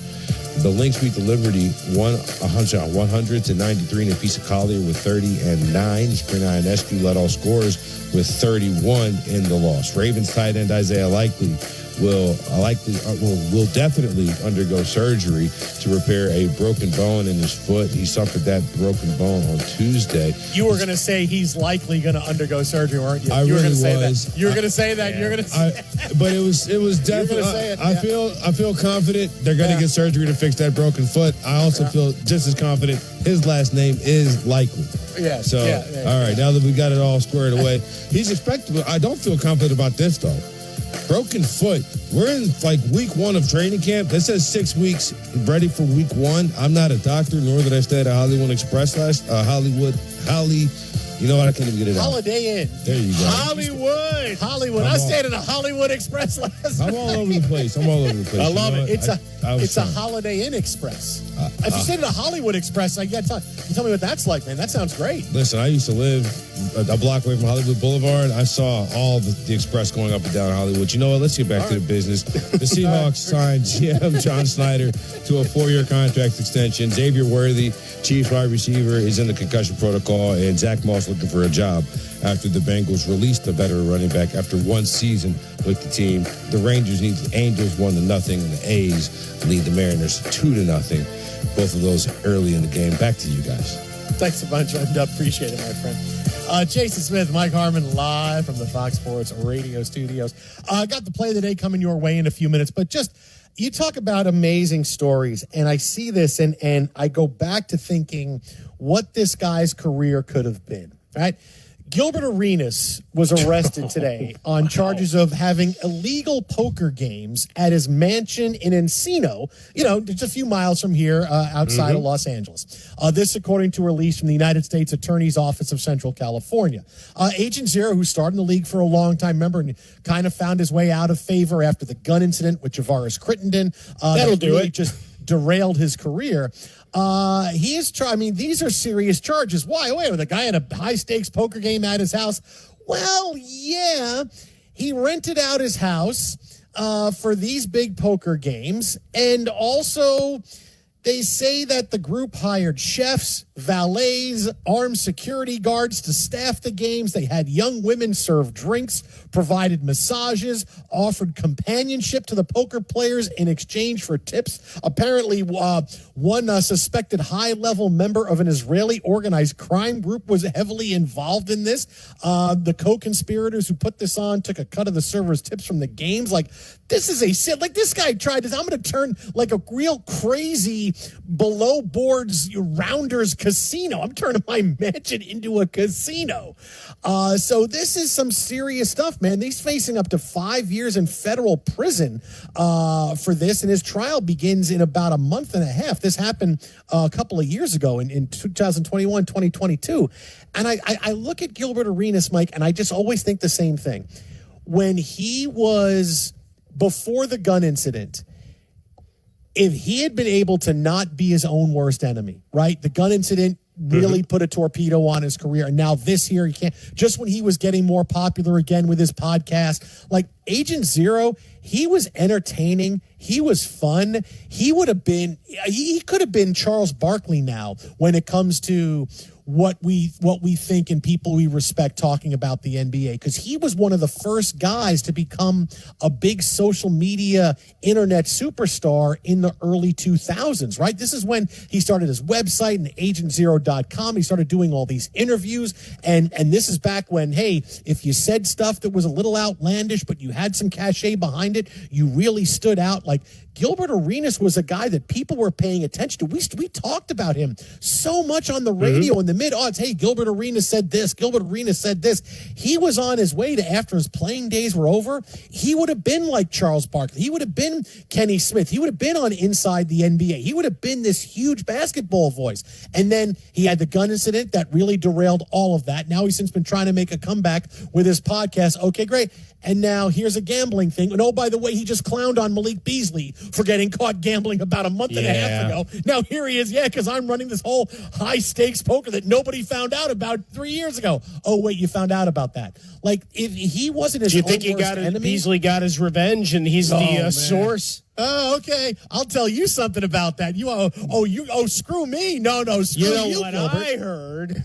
But I mean, if he could have just avoided this knuckleheaded stuff, that's the kind of basketball voice. That's the kind of career that he would have now and have been enjoying for the better part of the last decade plus. But he just couldn't do it. And these two things that have just completely derailed his entire career. Well, and he would have been on a whole other level. Remember when all that went down, there's a guy that was coming off years that he averaged 25, 29, and 28 points per game. So he was filling it up. You go back to his college days at Arizona. I remember him when he was signing with a G and a giant zero in college back in the day, his autograph. So all of that to say, he would have had more pelts on the wall, a longer run as a superstar, which begets more opportunity to be that kind of level of guy. And clearly he was in the I don't care phase of things when he was doing appearances and having his say around the league, which gave him a big audience and a giant platform to work from. I still have a million questions with this, right? Because there's a lot of other charges that are being thrown by the co-conspirators in this in terms of immigration fraud, marriage falsehoods, in terms of are they legally married, are they not, what else is going on? So it's not just a poker game. This could actually become like some giant mini series for HBO Max or something before this is done, with all the subplots that are starting to develop with some of this cast of characters. But for him, he had all of it. And in this day and age where more and more podcasts and partnerships and everything else found his voice, right? You're able to put those kind of things, because that incident happened all the way back in 2009. That's long in the rearview mirror. We've had a million other stories that have come up since, but this one, as you just shook your head, right? Because you had the Class A and whatever's going on with the Guardians. We've had all sorts of little gambling. Now you've got this, and again, it's legal if you don't take a rake. But I want to know what else is going on.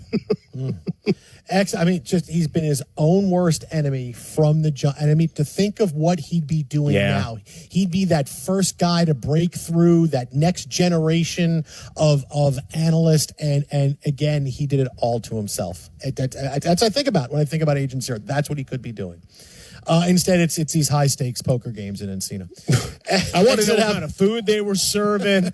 Is it top-shelf booze? Were they watering it down? Is that the next charge that's coming out of this? Come on. Exit Alberta Fresca, exit Swollen Dome. Have a very big play of the day coming up next for you right here. Jason and Mike, Fox Sports Radio. Sometimes you miss something, or sometimes you may want to hear it again. Hey, as soon as this show is over, you can podcast it. Yeah. Just search The Jason Smith Show with Mike Harmon wherever you get your podcasts. Again, just search The Jason Smith Show with Mike Harmon. You ready? Be sure to rate, review, and most importantly, follow. Hey, it's Jason Smith, ready to level up your skills and stand out in today's evolving workforce? At University of Maryland Global Campus, you can gain real-world skills in leadership, communication, critical thinking, and more. Explore programs that apply emerging tech like AI and data science. With more than 135 online degrees and certificates, UMGC, an accredited and affordable university, offers skills-based education that can help move your career forward. Classes start August 13th. Apply now and save with no application fee at umgc.edu. It's time for the pro to get everything for the entire job, all from one partner. To get access to over 3 million products, including many products you won't find in our stores. It's time to get delivery on your schedule or next day on over 50,000 products. And time to get dedicated support on the job site or in our stores. From ordering to planning, we've got you. One partner, any job, all in. Ask about all we can now do at the Pro Desk. The Home Depot Pro, it's about time. I'm Julian Edelman. That's Rob Gronkowski. And guess what, folks? We're teammates again. And we're going to welcome you guys all to Dudes on Dudes. Dudes on Dudes. That sounds a little weird, but that's what this is going to be. Roberto, what's Dudes on Dudes? Well, I'm a dude. You're a dude, and Dudes on Dudes is our brand new show, and we're going to see who the ultimate dude really is. The premise of this show is going to be, we're going to highlight players, peers, guys that we played against, legends from the past, and we'll get into the types of dudes. What kind of types of dudes are there, Gronk? A lot of different types of dudes. We got studs, wizards. We got freaks. Or dudes, dude. We got dogs. We'll break down their games. We'll share some insider stories and determine what kind of dude each of these dudes are. Is Randy Moss a stud or a freak? Is Tom Brady a dog or a dude's dude? We're gonna find out, Jules. New episodes drop every Thursday during the NFL season. Subscribe on YouTube, follow us on Instagram, TikTok, Snapchat, and X. Go to Apple Podcasts and write a review about dudes that you want us to do. Listen on America's #1 podcast network, iHeart. Open your free iHeart app and listen now. I'm John Walzak, host of the new podcast, Missing in Arizona. And I'm Robert Fisher, one of the most wanted men in the world. We cloned his voice using AI. In 2001, police say I killed my family. 3 dead bodies, 2 were children. He slit the throat of all of them. First mom, then the kids. And rigged my house to explode. In a quiet suburb. This is the Beverly Hills of the valley. My house just exploded and ignited on fire. Before escaping into the wilderness. Leading police on a massive manhunt in rugged terrain. There was sleet and hail and snow coming down. It was the biggest manhunt in Arizona history. They found my wife's SUV. Within 50 feet was a cave. You could be buried under rockfall, and you cut a skeleton leaning up against the wall. And my dog Blue. All I could think of is getting the sniper me out of some tree. But not me. Police believe he is alive and hiding somewhere. Can you disappear and change your name and work for cash? Yeah, you can. Fisher is still very much a priority with the FBI. He's on the 10 most wanted list. Listen to Missing in Arizona. Listen on America's #1 podcast network, iHeart. Open your free iHeart app and listen now. The Northeast is heating up with parts of New York and Pennsylvania hovering around the mid-90s, with Maine seeing a little bit of rain.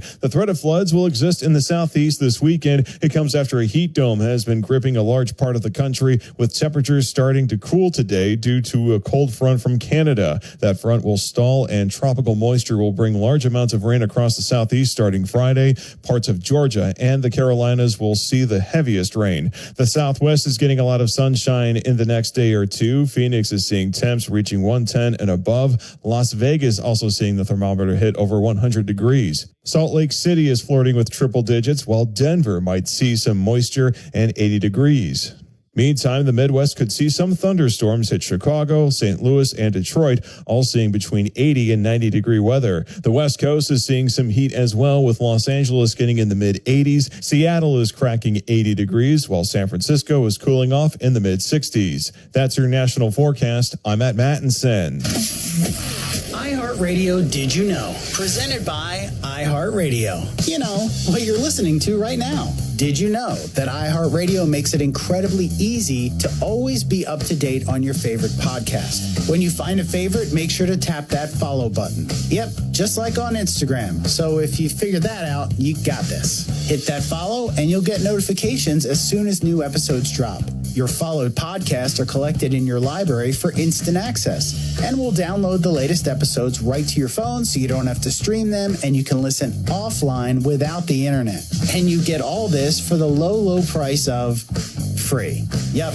If you're looking for that great podcast experience, you don't need another app.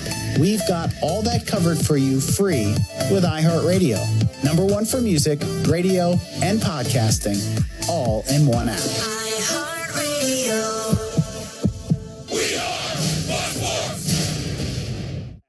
One. Call your friends and ask how they doing. To find FS1 on your television, go to foxsports.com for details. Boom. Trust your eyes. FS1.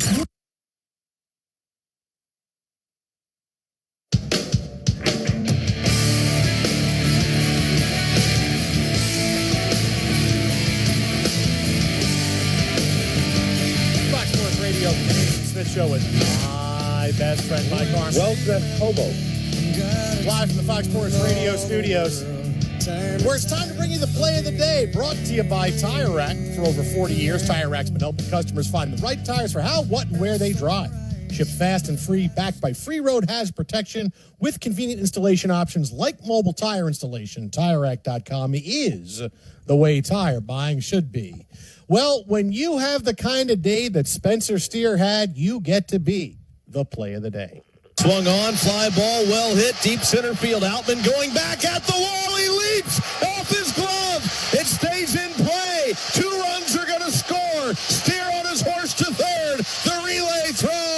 Not in time, and it rolls away from Freeland. So you like that steer on his horse? You like that steer? That's on his pretty horse, good. Yeah. The Reds breaking a 2-2 tie with the Dodgers in the bottom of the 8th inning. Steer's triple brings in 2. They go on to win it 5-2. This game, though, known more for what happened with Shohei Ohtani, who left the game in the 4th inning after throwing 6 consecutive balls. Now, what we've heard right away and coming out of this is that it was a cramp for Ohtani, and that's why he had to come out of the game. Okay, that's fine. But let me just, I feel like I want to just say this because everybody's just tempting fate. Ohtani is never going to be a starting pitcher that you can depend on. All right, he's not at this point. He's been missed the last year and a half. He's had 2 major elbow surgeries. Like I say all the time, make him a closer. Make him a closer. Make him a closer. At least then you're going to get some sort of investment out of him. Don't have to worry about the position because he can DH all the way through. Then, okay, you want him to, but you're closing the game, which you don't think you're going to have a bottom of the 9th inning because you're going to close things out now. But he's never going to be able to pitch to a point where you can say he's going to give you 120, even 125 innings a year. Right? Like, I mean, Ohtani is over 30 years old with 2 bad elbow injuries. I don't know why the Dodgers are still bent on making him a starter. Yes, it's a bit of an adjustment, and it would be a different mindset, but I'm pretty sure Shohei Ohtani could handle that. But I feel like if they keep running him out there as a starting pitcher, eventually it's just going to be an injury. And then it could wind up being an injury that stops him from being able to play, right? Which is what you really want him to do. So every time I said, yes, okay, it's a cramp for Shohei Ohtani, but he has shown you that his health-wise, now in his 30s pitching, it may not be there, and you want to protect and keep him on the field as much as possible. So I think it's kind of time to think of something different for Ohtani. Now that he's 31, going to be 32 years old. Now, in this particular case, all right, we avoid the major injury and certainly concerning. 6 straight balls, a couple of wild pitches, and nowhere near the zone. 51 pitches today, 32 strikes, 3 innings, and gets chased. The 5 hits that he allowed, still had 4 strikeouts.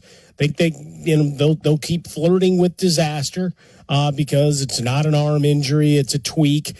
So you push and try to find your way. I think until you get your full rotation back, though, Jason, we're going to keep seeing them trot it out, even just for 3 innings at a time. Man, I'm telling you, it's like the Dodgers just tempting fate every time that we're going to lengthen them out and do this. Telling you, closing, it's the way to go. We got a big story from the NFL coming up next right here. Jason and Mike, happy Wednesday. This is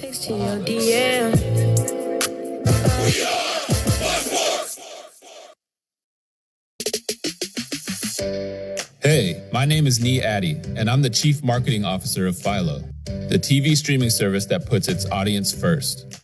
What does that mean? It means no hidden fees and no long contracts. It means 24/7 customer support with real people. And it means the easiest and most affordable way to watch the stuff you love to watch.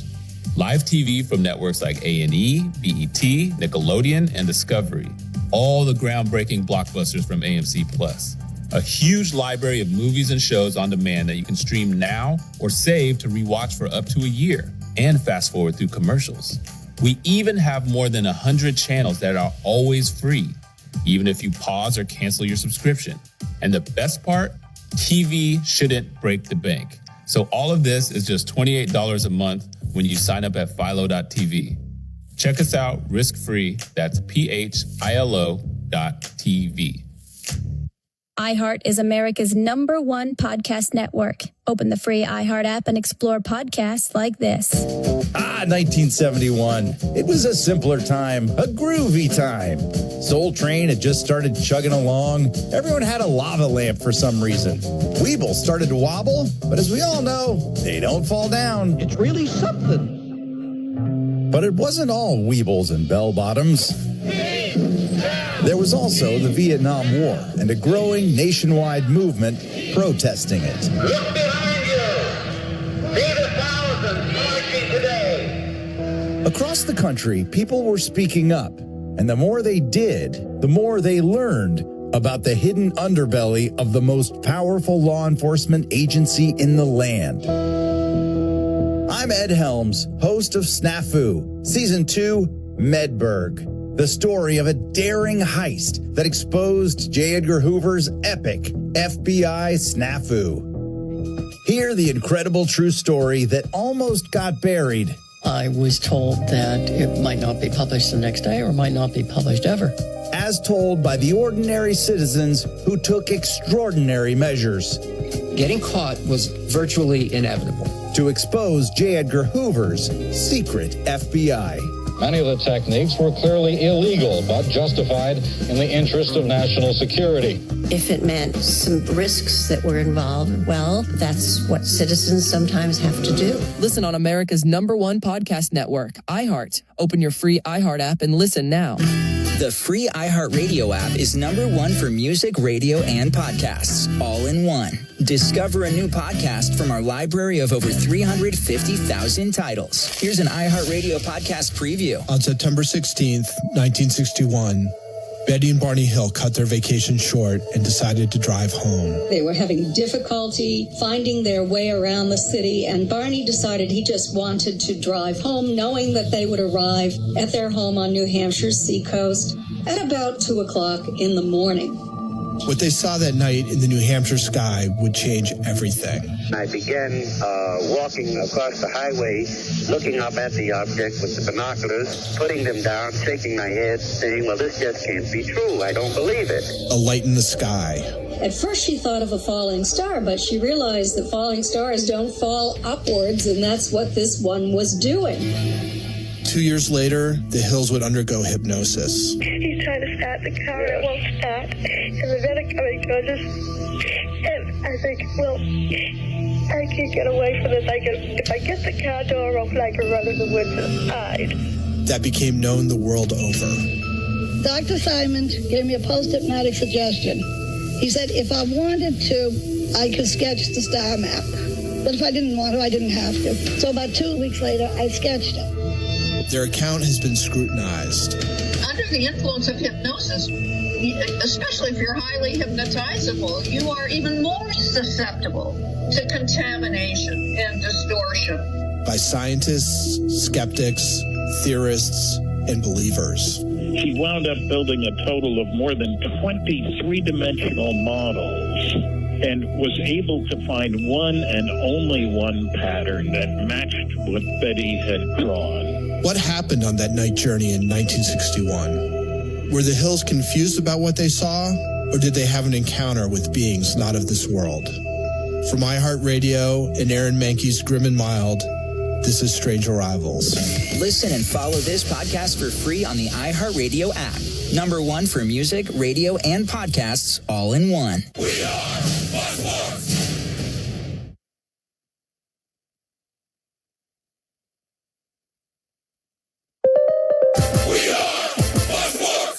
What you need to know. Major League Baseball, top of the 6th inning, the Rangers and the Angels tied 1 apiece. The Angels made a trade today, acquiring veteran relievers Luis Garcia and Andrew Chafin from the Nationals. The A's and the Mariners right on top of the 4th inning, 2-1 A's in the lead there.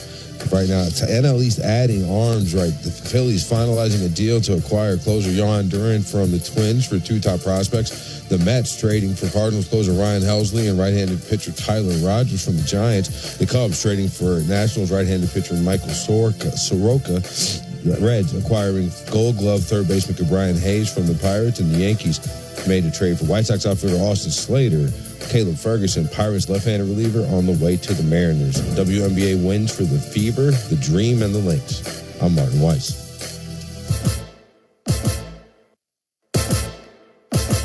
My reputation as one of the greatest prognosticators in the history of sports. Can I help you? Amazing. This is the Jason Smith Show with Mike Harmon. But Jason and Mike already knew that. We know the story. I said before the game. Maybe that's why you listen, so you won't even have to watch sports. Now, this is where I'd like to say we're ahead of the curve, okay? Because this is what's coming. Prognosticators? Maybe. Feels more like propaganda. Oops, did I say that out loud? I've not done this in over 20 years. The Jets to the Super Bowl. They don't know what the they're doing. I don't know what the hell I'm doing. Live from the Fox Sports Radio studios. Here's Jason Smith and Mike Harmon. Hello, welcome inside hour 2, the Jason Smith Show with Mike my best friend, Mike Harmon. Fire on the mountain. Right after the show, our podcast goes up. You miss any of tonight's show, be sure to listen to the podcast. Just search Jason Smith and Mike Harmon wherever you get your podcast from. And be sure to follow, review the podcast, rate it 5 stars. Again, just search Jason Smith and Mike Harmon wherever you get your podcast. You'll find today's show and a best of version posted right after we get off the air. So we are less than 24 hours away from the MLB trade deadline. The Mets making moves, the Phillies making moves, the Yankees making moves. Maybe Carlos Correa is getting traded. We will have more on this coming up throughout the show. Maybe we get a big trade before the show ends tonight. Maybe we get one of those big pass bombs. Jeff Passan, what would it be? Because Jeff Passan would probably break it. So I would say it would be a pass bomb, pass ball. That'd be pretty good. Pass ball. Oh, I got to write that down. There you go. Write that one down and cut and print. Hey, can I just circle back? At the end of the hour, we're talking about Shohei Ohtani, and we're running up against the microphone going off automatically on us. Has there ever been an injury in Major League Baseball that was assessed and